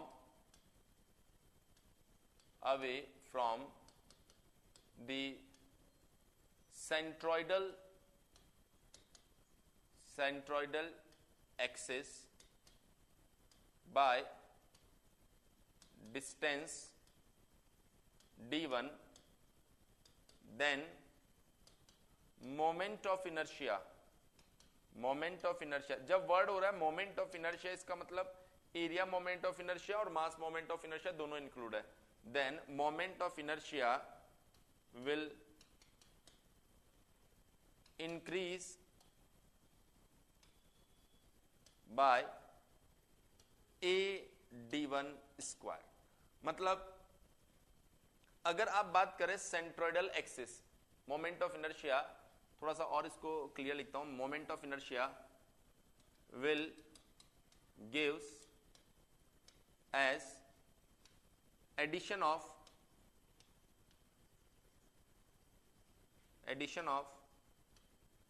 moment of inertia about centroidal axis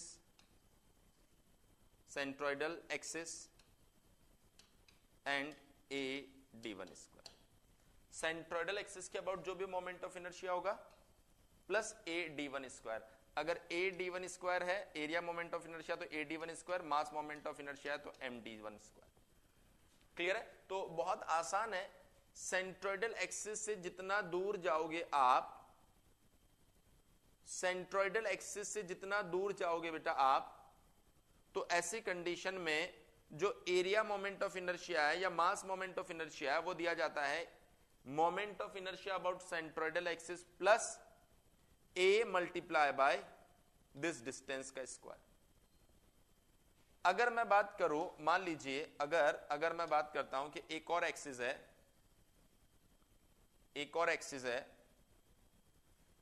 ये x2 है, ये x2 है, और यहां से अगर बेटा मैं डिस्टेंस ले लेता हूं d2, तो किसी ने बोला आई x2 बताओ सर, तो हमने कहा ये होगा आई x bar plus A d2 square, I x bar plus A d2 square. अच्छा सर ये डिस्टेंस कितनी है, ये डिस्टेंस कितनी है, ये डिस्टेंस है d2 माइनस d1। क्या मैं ऐसे लिख सकता हूं I x2 equals to I x1 plus A d2 minus d1 square. बोलो क्या मैं ऐसा लिख सकता हूं? बोलो या सुनो सभी स्टूडेंट्स।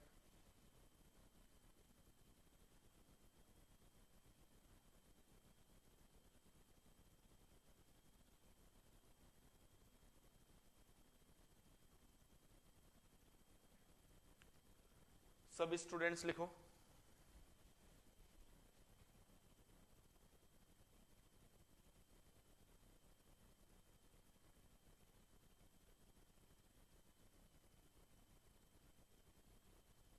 यस और no?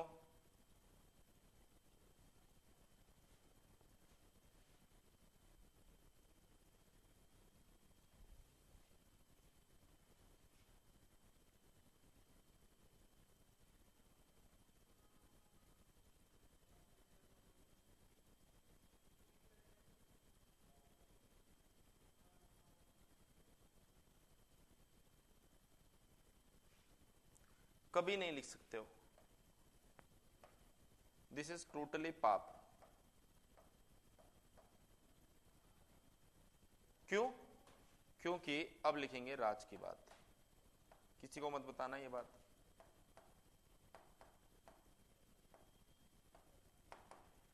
We cannot apply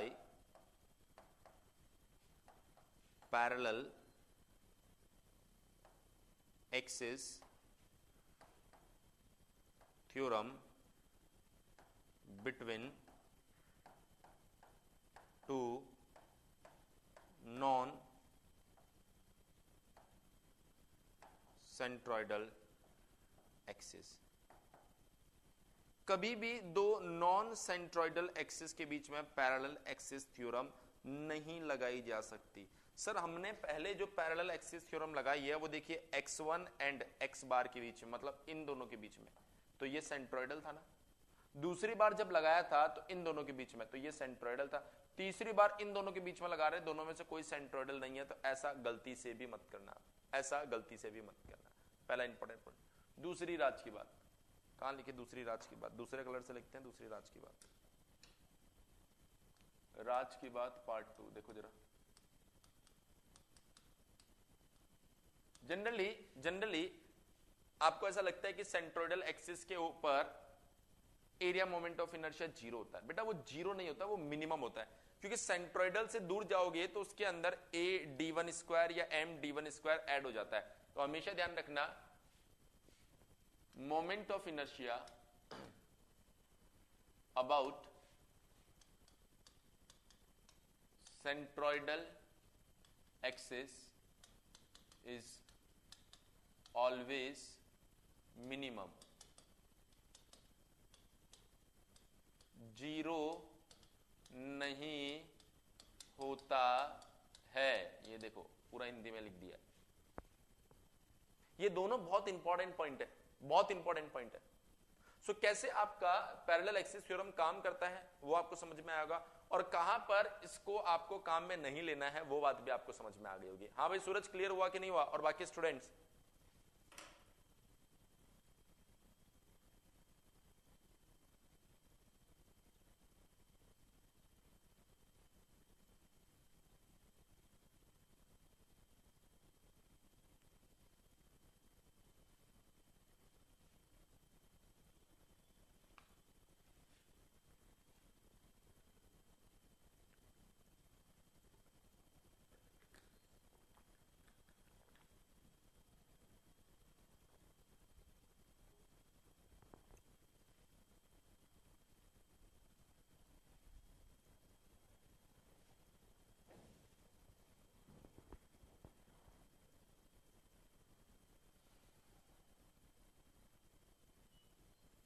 note कर लो इसे।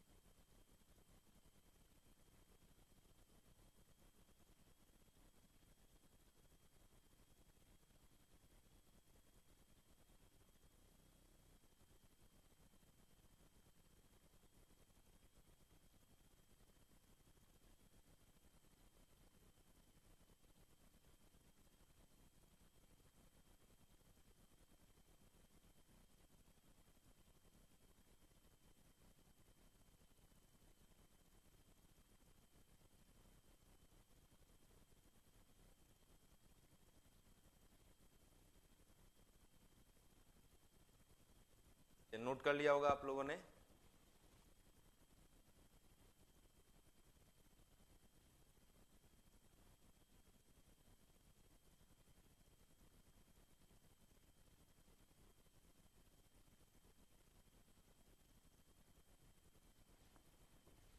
नोट नहीं हुआ अभी?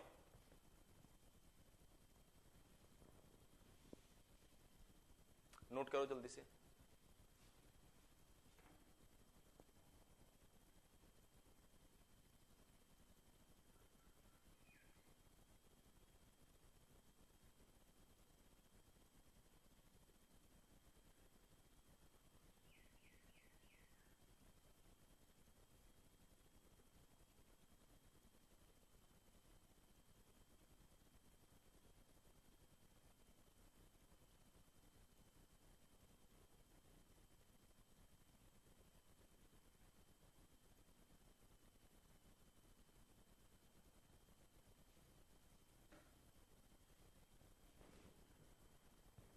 निकालना पड़ेगा बेटा, ऐसे याद नहीं कर सकते हो, निकालना पड़ेगा इंटीग्रेट करके।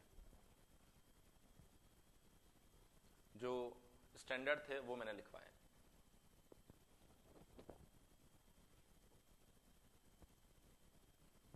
जो स्टैंडर्ड एग्जाम में पूछे जा सकते हैं या फिर जिनके रिजल्ट्स आपको याद करने पड़ेंगे वो मैंने लिखवाए हैं।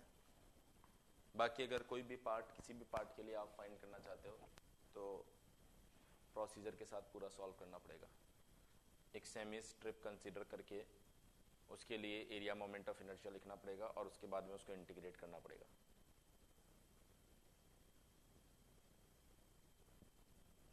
डन? काफी लोगों ने नो लिखा था पर मेरे ख्याल से अब सभी ने लिख लिया होगा। अब सभी ने लिख लिया होगा। देखो अगर डन हो गया तो आगे बढ़े।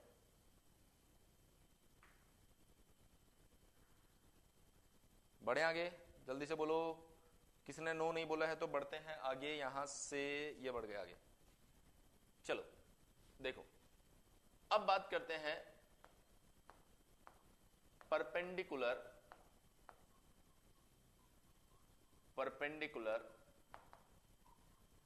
Axis theorem. Perpendicular axis theorem.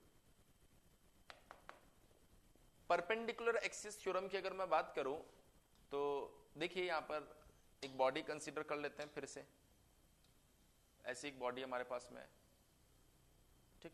इससे सेंट्रोइडल एक्सिस पास करवाते हैं। ये एक सेंट्रोइडल एक्सिस, ये दूसरा सेंट्रोइडल एक्सिस। इसको आपने बोला एक्स बार, इसको आपने बोला एक्स बार, इसको आपने बोला वाई बार और इसको आपने बोला वाई बार। तो यहां से जो तीसरा परपेंडिकुलर सेंट्रोइडल एक्सिस होता है जिसको हम क्या बोलते हैं, जेड बार। ये हो गया जेड बार और ये हो गया जेड बार। तो ये बोल रहा है परपेंडिकुलर एक्सिस थ्योरम कि जो तीसरा परपेंडिकुलर सेंट्रोइडल एक्सिस होगा उसके लिए जो मोमेंट ऑफ इनर्शिया दिया जाता है वो दोनों सेंट्रोइडल एक्सिस के अबाउट जो मोमेंट ऑफ इनर्शिया होता है उसके समीशन, उसके एडिशन के बराबर होता है। तो अकॉर्डिंग टू, थोड़ी देर देख लो बोर्ड के ऊपर, according to perpendicular axis theorem,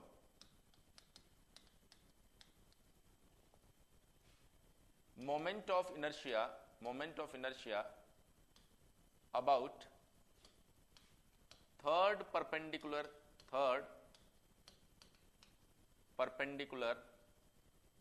axis is given by sum of moment of inertia about two other centroidal axis. In short, IZ bar equals to IX bar plus IY bar. Clear है? अब ध्यान से देखिए ये theorem कैसे काम करती है। जैसे मान लीजिए आपको यहां पर एक एक्सिस है जिसको हमने नाम दे रखा है Z1 Z1, किसने कहा कि Z1 के अबाउट I Z1 फाइंड करो। हमने कहा यार I Z1 तो कैसे फाइंड करेंगे? I Z1 फाइंड करने के लिए आप सबसे पहले क्या करेंगे यहां पर बेटा, आप देखिए, आप सबसे पहले क्या करेंगे, पैरेलल एक्सिस थ्योरम की मदद से, मान लीजिए ये पॉइंट है, ये पॉइंट। सो इसके अबाउट अगर आप मोमेंट ऑफ इनर्शिया की बात करेंगे तो आप कहेंगे सर यहां से ये वाला एक्सिस y एक्सिस कितना दूर है? हमने कहा d1 डिस्टेंस दूर है। तो पैरेलल एक्सिस थ्योरम से ये y1 मान लो, ये y1 मान लो, तो आपका जो I y1 आएगा वो कितना आएगा, I y bar plus plus plus plus a y square, y1 square, sorry d1 square, d1 माना ना, d1 स्क्वायर। क्लियर है इतनी बात? हमने कहा सर अगर मैं यहां से एक और बात करूं तो यहां से देखो एक और एक्सिस जा रहा है, इसके अबाउट आप एरिया मोमेंट ऑफ इनर्शिया लिखो, इसको नाम दे दो x1। तो हमने कहा देखिए I x1 ये कितना होगा, I x bar plus a, let's suppose बेटा ये डिस्टेंस जो है ये कितनी हो गई, d2, a d2 square. Clear हो गई इतनी बात? अब देखिए z जो है बेटा वो r डिस्टेंस पर है, मान लो r डिस्टेंस पर है z। क्लियर है?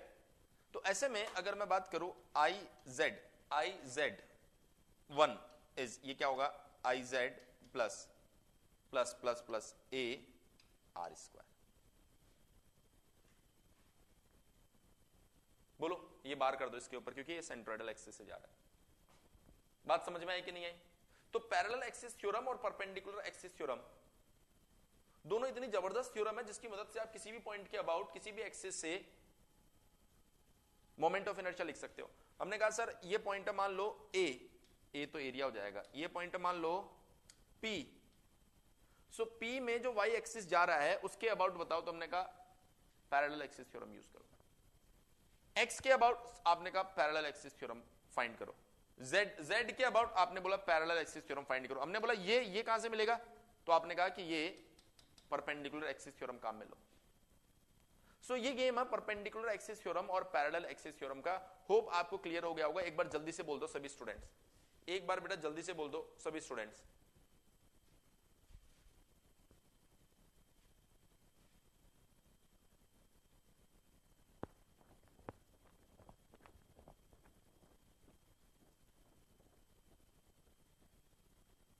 सर एक बार फाइंड करके पैरेलल थ्योरम लगा के तो IZ1 क्या लिखा है तुमने? क्या ये बोलना चाह रहे हो सूरज कि एक बार अप्लाई करके बता दो?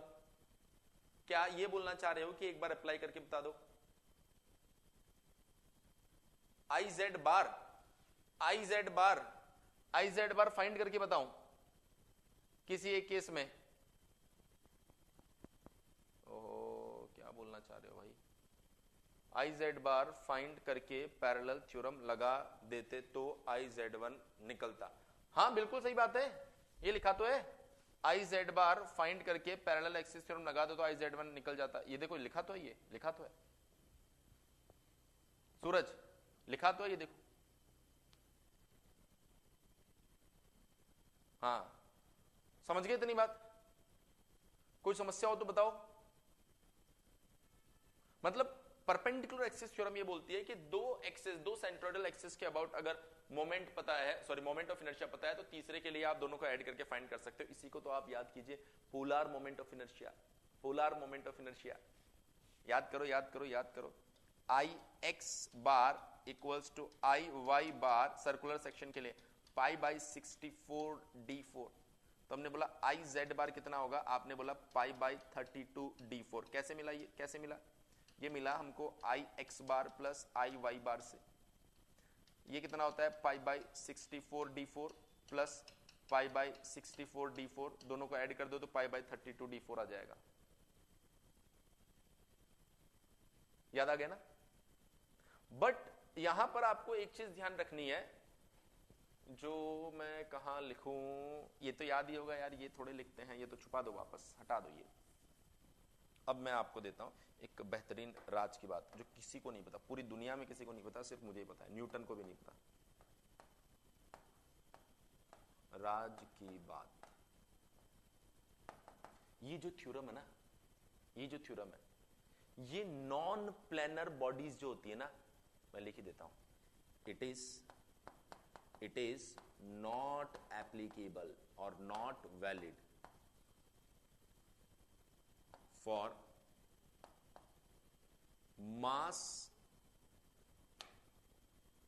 moment of inertia for non planar bodies। क्या मतलब है सर इसका? नॉन प्लैनर बॉडीज का मतलब अगर मास मोमेंट ऑफ इनर्शिया के केस में माय डियर स्टूडेंट्स आप परपेंडिकुलर एक्सिस थ्योरम लगाओगे तो डिस्क के लिए लगाओ, डिस्क के लिए लगाओ, कोई दिक्कत नहीं है, सिलेंडर के लिए मत लगाना, रिंग के लिए लगाओ कोई दिक्कत नहीं है, लेकिन स्फीयर के लिए मत लगाना। जो 3 डायमेंशनल बॉडीज होती है ना उसके लिए ये थ्योरम नहीं लगानी होती है, अगर लगा दी ना तो आपको पाप लगेगा, नेगेटिव मार्किंग मिलेगा बेटा। इसका मतलब क्या होता है? नेगेटिव मार्किंग मिलेगा, क्योंकि ऐसा ऑप्शन एग्जाम में तैयार करके रखता है वो आपके लिए। तो कभी मत लगाना, क्योंकि वहां पर रिजल्ट कभी भी वेरीफाइड नहीं होते हैं। समझ में आ गई बात? जल्दी से बोल दो यस और नो। ओनली 2 डायमेंशनल, बिल्कुल सही बात बोल रहे हो, ओनली 2 डायमेंशनल। लेकिन किसके लिए बेटा? मास मोमेंट ऑफ इनर्शिया की बात करें, एरिया मोमेंट ऑफ इनर्शिया कहीं पर भी लगाओ, क्योंकि एरिया 3 डायमेंशन में कैसे लोगे? अरे एरिया 3 डायमेंशन में कैसे लोगे भाई?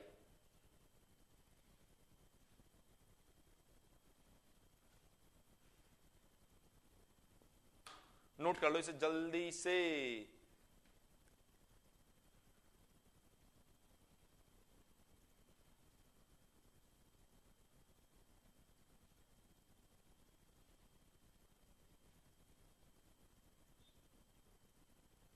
जल्दी से नोट कर लो बेटा।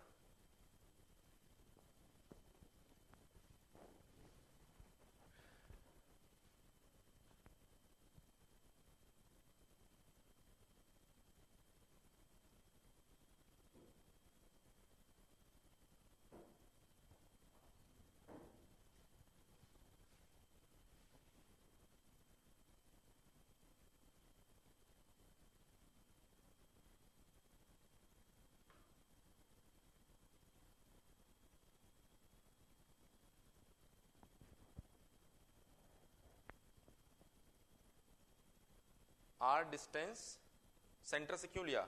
ये बिल्कुल सही बात तुमने बोली है। देखो बेटा सेंटर से इसलिए लिया है, ये बोतल ठीक है, ये जेड एक्सिस है, ये जेड एक्सिस है, देखो ये जेड एक्सिस है और ये आपका Z1 एक्सिस है, तो ये डिस्टेंस लिया मैंने, ये डिस्टेंस तो वो टेढ़े इसमें दिखाई दे रहा है पर एक्चुअल में वो ऐसे सीधे है, तो इनके बीच की डिस्टेंस यही तो होगी ना। हाँ भाई श्रवण, श्रवण श्रवण, is it clear?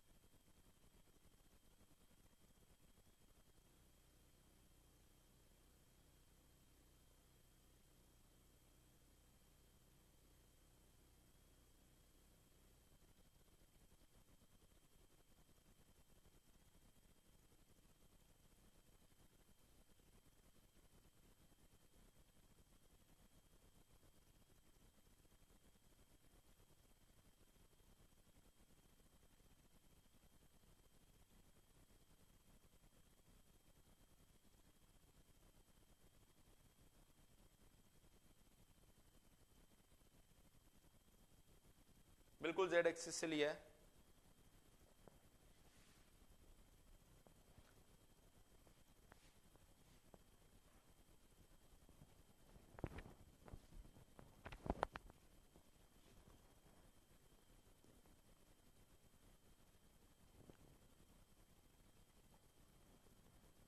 Done done डनाडन हो गया भाई नोट।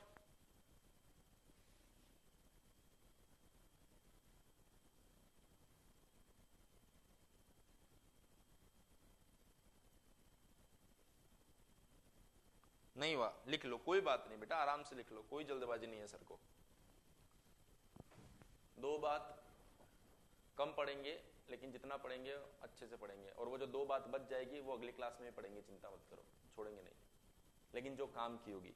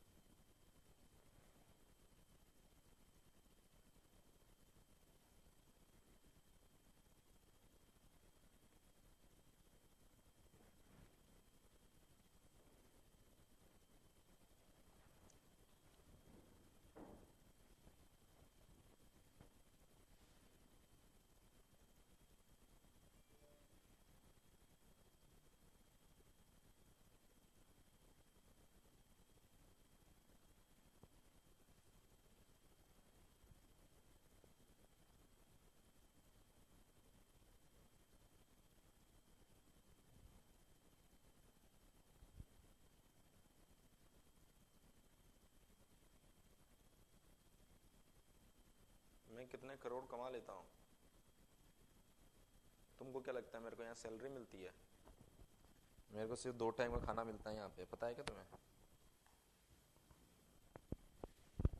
जिस दिन 1 घंटा एक्स्ट्रा पढ़ा देता हूँ उस दिन पनीर की सब्जी मिल जाती है, और जिस दिन एक्स्ट्रा नहीं पढ़ाता उस दिन दाल रोटी मिलती है। हो गया नोट?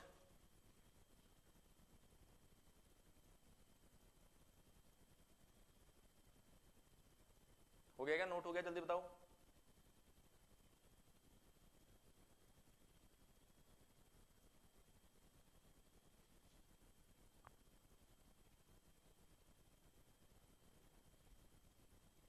एक छोटे से पॉइंट की और बात कर लेते हैं, रेडियस ऑफ जायरेशन।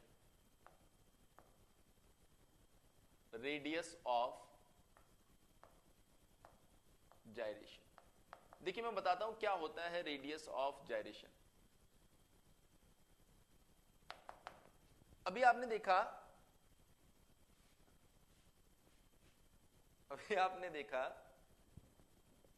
अरे मतलब ये तुम, मेरे को ये समझ नहीं आता तुम्हें सब्जेक्ट के अलावा बाकी सारी चीजें पता होती है।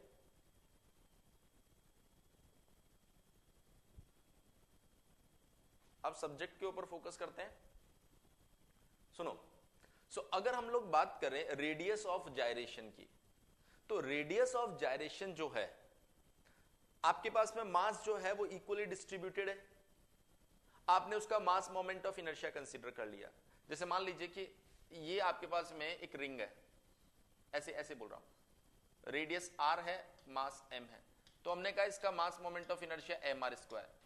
तो हमने कहा कि यार एक काम करो, इस पूरे मास को एक पॉइंट पर कॉन्सेंट्रेटेड मान लीजिए, तो पूरे मास को एक पॉइंट पर कॉन्सेंट्रेट करके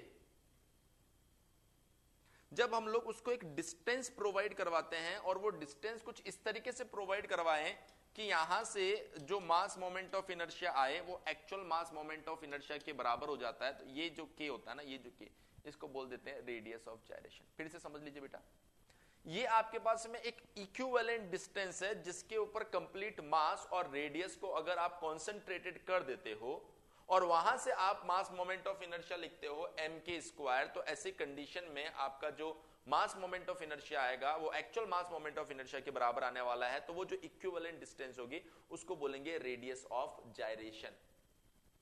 बात समझ में आई कि फिर से एक्सप्लेन करूं? थोड़ा सा कंफ्यूजिंग है, लेकिन है बड़ा सिंपल, लेकिन फिर से एक्सप्लेन कर सकता हूं मैं इस चीज को। मास मोमेंट ऑफ इनर्शिया, फिर से सुन लीजिए, मास मोमेंट ऑफ इनर्शिया या एरिया मोमेंट ऑफ इनर्शिया कुछ भी हो, रेडियस ऑफ जायरेशन एक ऐसी इक्विवेलेंट डिस्टेंस है जहां पर पूरे मास को या फिर एरिया को कॉन्सेंट्रेटेड करके अगर आप मोमेंट ऑफ इनर्शिया लिखते हैं और वो मोमेंट ऑफ इनर्शिया उतना ही आता है जितना आपने कैलकुलेट किया है अभी जो मेथड्स बताए थे उनसे, तो वो जो इक्विवेलेंट डिस्टेंस होती है उस इक्विवेलेंट डिस्टेंस को बोलते हैं रेडियस ऑफ जायरेशन। अच्छा, एक एग्जांपल से समझो इस बात को आप। हमने कहा डिस्क के लिए मास मोमेंट ऑफ इनर्शिया कितना होता है, आपने कहा mr²/2। हमने कहा कि डिस्क का पूरा मास एक पॉइंट पर मान लो और ये डिस्टेंस है k, तो मास मोमेंट ऑफ इनर्शिया कितना हुआ mk²। यही तो होता है मास, ये मास, इसका एक बार मोमेंट ले लो mk, दोबारा मोमेंट ले लो mk², यही तो होता है।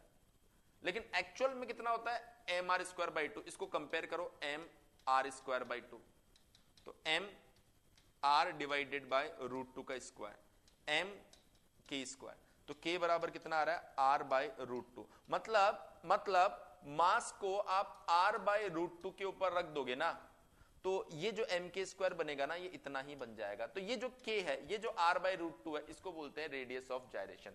फिर से बोल रहा हूं बेटा, ये एक ऐसी इक्विवेलेंट डिस्टेंस है जिसके ऊपर पूरे मास और एरिया को अगर आप कॉन्सेंट्रेट करेंगे तो वहां से जो मास मोमेंट ऑफ इनर्शिया या एरिया मोमेंट ऑफ इनर्शिया लिखा जाएगा वो actual area moment of inertia के बराबर अगर आता है तो वो इक्विवेलेंट डिस्टेंस को आप रेडियस ऑफ जायरेशन बोलेंगे।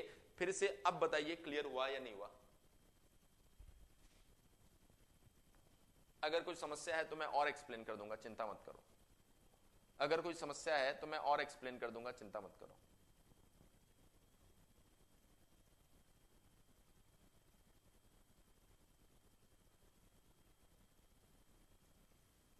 अरे ये फॉर्मूला होता है, अभी बाद में बताऊंगा सूरज, बाद में बताऊंगा। अभी ये मास मोमेंट ऑफ इनर्शिया अभी पढ़ाया नहीं ना तुमको, कहीं पर फाइंड ही नहीं किया। ये एरिया मोमेंट ऑफ इनर्शिया अभी आपको पढ़ाया। मैंने कहा ना कि मान लो ऐसा होता है, माना कि सर जो बता रहे हैं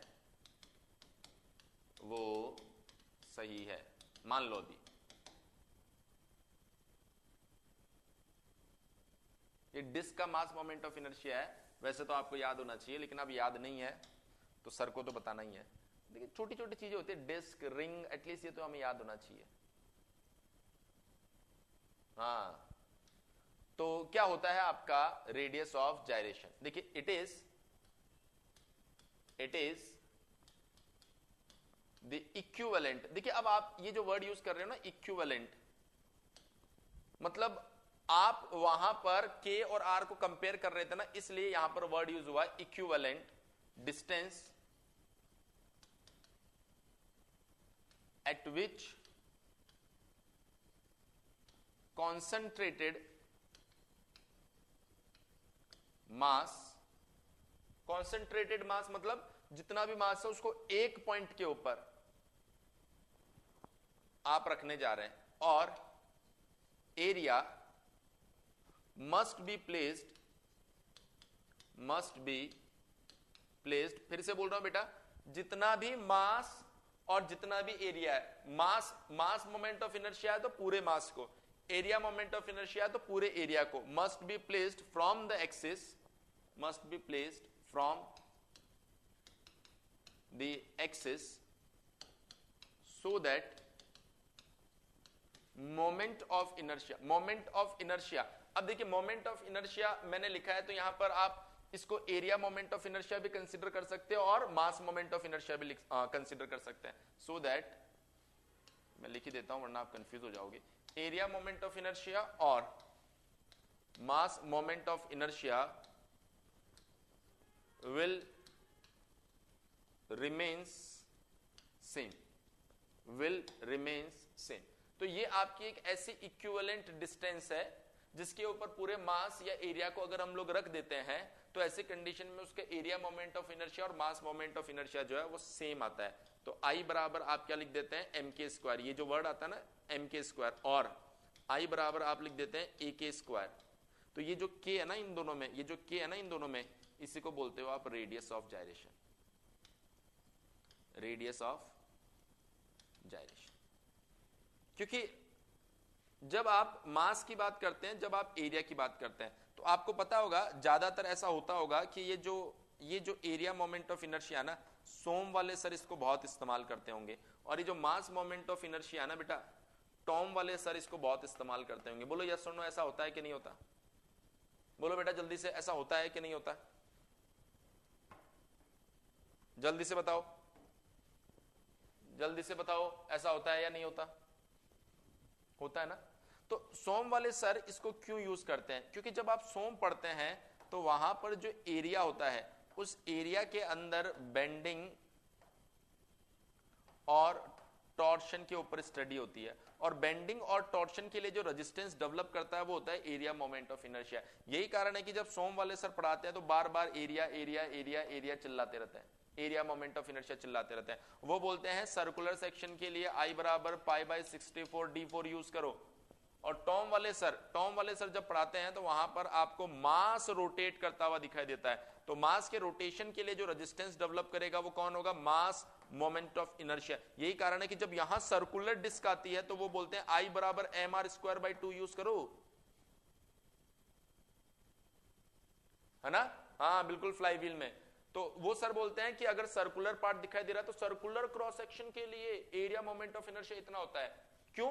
क्योंकि वहां एरिया की चर्चा हो रही है। यहां सर बोलते हैं कि सर वो मास रोटेट कर रहा है, मास रोटेट कर रहा है, तो मास मोमेंट ऑफ इनर्शिया की बात करेंगे और वो mr²/2 होता है। आपने कभी ये बात जिंदगी में सोची भी नहीं होगी कि यार ये जब भी मोमेंट ऑफ इनर्शिया की बात होती है ना, टॉम वाले सर तो mr²/2 यूज कर लेते हैं, सोम वाले सर π/64 d4 यूज कर लेते हैं। क्योंकि जब सोम में पढ़ते हैं तो वहां पर बात हो रही है एरिया पर, बेंडिंग, टॉर्शन।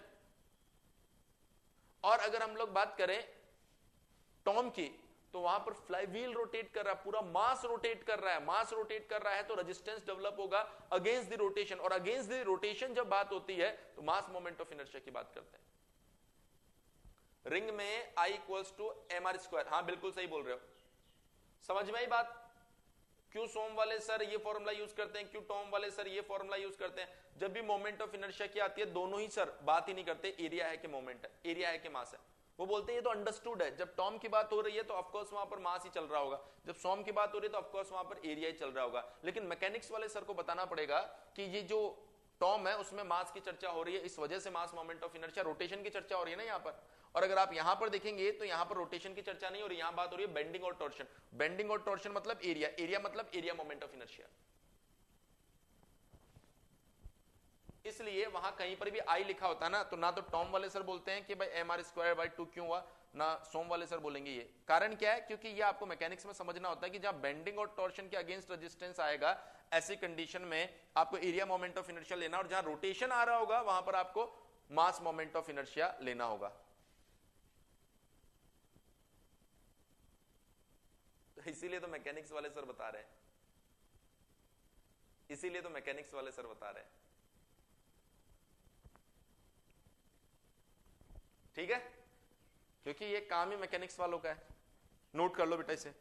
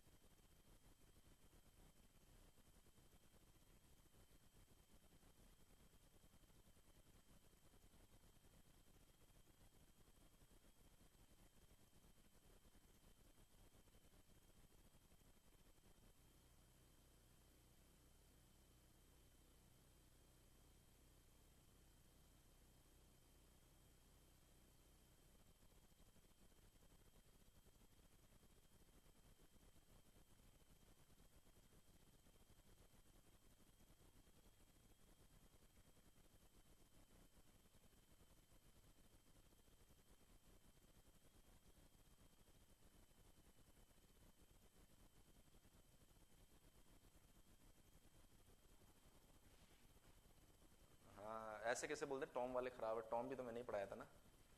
टॉम वाले सर की बुराई नहीं कर सकते, सोम वाले सर की बुराई नहीं कर सकते।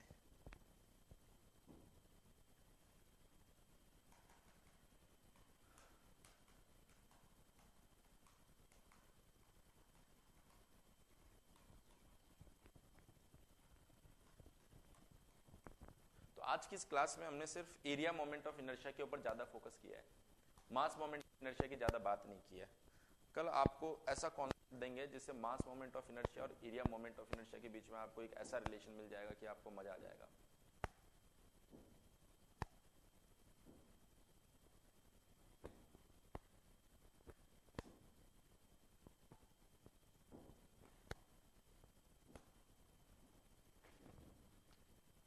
नोट होते ही डन लिख के भेजिए।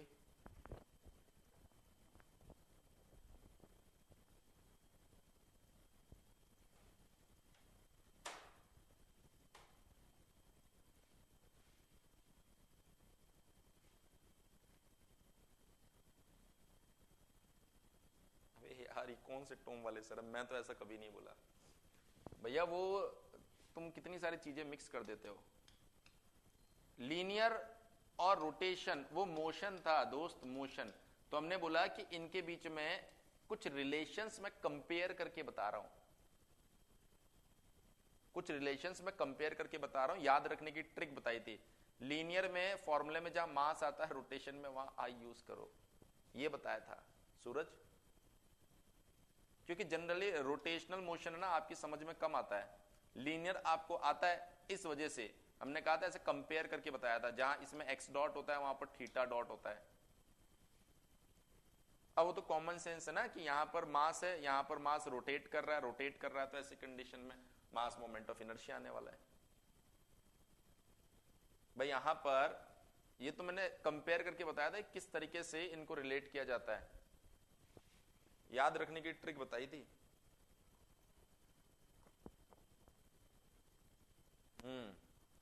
हो गया। चलिए तो देखिए, मेरे ख्याल से अगर आप पिछले 3 क्लास को ध्यान से देखें तो इसके अंदर बहुत सारे चीजों के सिग्निफिकेंस आपने सीखे। देखिए मैं आपको बता रहा हूं, एग्जाम पॉइंट ऑफ व्यू से आप फॉर्मूले याद रखें, एग्जाम पॉइंट ऑफ व्यू से आप फॉर्मूले याद रखें, पर अपनी नॉलेज के लिए ये जो सिग्निफिकेंस मैंने आपको समझाया है ना, ये सिग्निफिकेंस आपको किसी बुक में नहीं मिलेंगे, कहीं और पढ़ने से समझ में नहीं आएंगे। तो अगर आपको अपनी नॉलेज और अपने कॉन्सेप्ट को स्ट्रॉन्ग करना है तो ये जो सिग्निफिकेंस मैंने समझाया है कि COL क्या होता है, COA क्या होता है, COV क्या होता है, COM क्या होता है, COG क्या होता है, फॉर्मूले भले ही आप बुक से याद कर सकते, कहीं से भी याद कर सकते हैं, लेकिन जो सिग्निफिकेंस है ना ये आपको कहीं नहीं मिलेंगे। इसलिए जो भी मैंने आपको बताया ना उसको बिल्कुल दिमाग में बैठा के रखना। अगर आप भूल रहे हो तो लेक्चर को फिर से देखना। और उसके बाद में आता है आपका मोमेंट ऑफ इनर्शिया। और मोमेंट ऑफ इनर्शिया की मैं बात करूं यहां पर, तो मोमेंट ऑफ इनर्शिया में भी 2 कैटेगरी होती है, एक एरिया और एक मास। मैं बता रहा हूं 99% स्टूडेंट को नहीं पता होता कहां पर area moment of inertia use करना है, कहां पर मास मोमेंट ऑफ इनर्शिया यूज करना है। एरिया मोमेंट ऑफ इनर्शिया आप किसी से जाके आज आपके कॉलेज का जो फ्रेंड है उसको बोलना यार ये मोमेंट ऑफ इनर्शिया क्या होता है, तो वो बोलेगा डिस्क के लिए mr²/2 होता है, mk² होता है। उनको पता ही नहीं है कि मोमेंट ऑफ इनर्शिया जो है इट्स सिंपली अ प्रॉपर्टी जो कि किसी भी चेंज के अगेंस्ट रेजिस्टेंस डेवलप करती है। मोमेंट ऑफ इनर्शिया का बहुत सारे बच्चे मतलब ये समझ लेते हैं sir mass moment of inertia बोल रहे हैं। नहीं, मास मोमेंट ऑफ इनर्शिया एक अलग चीज है, मोमेंट ऑफ इनर्शिया एक अलग चीज है, और एरिया मोमेंट ऑफ इनर्शिया एक अलग चीज है। इवन आप मानोगे नहीं कि जब बच्चा बीटेक करके एमटेक करके पीएचडी चल रही हो ना, उसको भी समझ नहीं आता, उसको बोलो मोमेंट ऑफ इनर्शिया क्या होता है तो भी चीजें रिलेट नहीं कर पाएगा। लेकिन आपके दिमाग में क्लियर होना चाहिए कि सर मोमेंट ऑफ इनर्शिया जो है वो एक प्रॉपर्टी है जो कि किसी भी चेंज के अगेंस्ट रेजिस्टेंस डेवलप करती है। मास मोमेंट ऑफ इनर्शिया वो बोल रही है कि रोटेशन से अगर आप स्टैटिक में जा रहे हैं, स्टैटिक से अगर आप रोटेशन में जा रहे हैं, तो ये जो रोटेशनल चेंज आ रहा है इसके अगेंस्ट जो रेजिस्टेंस डेवलप किया जाता है that is mass moment of inertia. अगर आप एरिया में बेंडिंग या टॉर्शन डेवलप कर रहे हैं तो ऐसे कंडीशन में चेंजेस हुआ और इस चेंज के अगेंस्ट जो रेजिस्टेंस डेवलप होता है उसे आप बोलते हैं एरिया मोमेंट ऑफ इनर्शिया। बोलिए बात समझ में आई कि नहीं आई? सभी स्टूडेंट्स एकदम दिमाग में बैठ जाने चाहिए कॉन्सेप्ट्स। फॉर्मूला एक अलग चीज होता है बेटा, एग्जाम को क्वेश्चन करना एक अलग चीज होता है, लेकिन जब बात आती है कॉन्सेप्ट की तो कॉन्सेप्ट को बिल्कुल क्लियरिटी से आपको समझना होगा। चलिए, very clear. So thank you very much. इससे आगे का पार्ट जो है वो हम लोग कल करेंगे। कल हम लोग मास मोमेंट ऑफ इनर्शिया के कुछ फॉर्मूलाज यहां पर मेंशन करेंगे जो आपको अगेन फिर से याद ही रखने पड़ेंगे। मैं फाइंड करना सिखाऊंगा, एक आध एग्जांपल दूंगा, लेकिन उसके बाद से जो फॉर्मूला है वो आपको याद रखने पड़ेंगे क्योंकि एग्जाम में डायरेक्टली पूछे जाते हैं। और उसके बाद हम लोग मूव करेंगे ट्रस, और ट्रस के बाद में हम लोग मूव कर जाएंगे डायरेक्ट डायनामिक्स के ऊपर। ठीक है, कल, हाँ कल मैराथन, अरे यार ये तो बहुत इंपॉर्टेंट बात है बेटा। एनएचपीसी का एग्जाम है आपका 6 तारीख को, और इस एनएचपीसी के एग्जाम के लिए कल 4 अप्रैल को 5 बजे से आपका मैराथन सेशन है। इस मैराथन के अंदर आपके जितने भी सब्जेक्ट, ऑल सब्जेक्ट्स, सारे के सारे फॉर्मूला प्लस क्वेश्चंस, उससे हम लोग रिकॉल करवाएंगे। सभी लोग अवेलेबल रहेंगे, मैं रहूंगा, आशुतोष सर रहेंगे, आकाश सर, सभी लोग रहेंगे। क्लियर है? पूरा रिवाइज करवा देंगे। ये 5 बजे से चलेगी, अब देखते हैं कितने बजे तक चलती है, ताकि जब आप एनएचपीसी का एग्जाम देने जाएंगे ना तो सारी चीजें रिकॉल हो जाएगी, क्योंकि पढ़ा तो आप सभी लोगों ने, बस रिवीजन नहीं कर पाए होंगे। तो इस एक ही क्लास से 4 तारीख को इसीलिए रखा था कि आप रिवीजन कर लो और 5 तारीख को रिलैक्स करो। ठीक है, बिल्कुल बिल्कुल। तो आप लिंक को शेयर कर देना सभी जगह पर। आपके कॉलेज के बच्चे जो एनएचपीसी का एग्जाम देने वाले हैं, सभी को शेयर कर दो आप, लिंक आपके पास में आ गया होगा। ठीक है, चलिए, थैंक यू वेरी मच।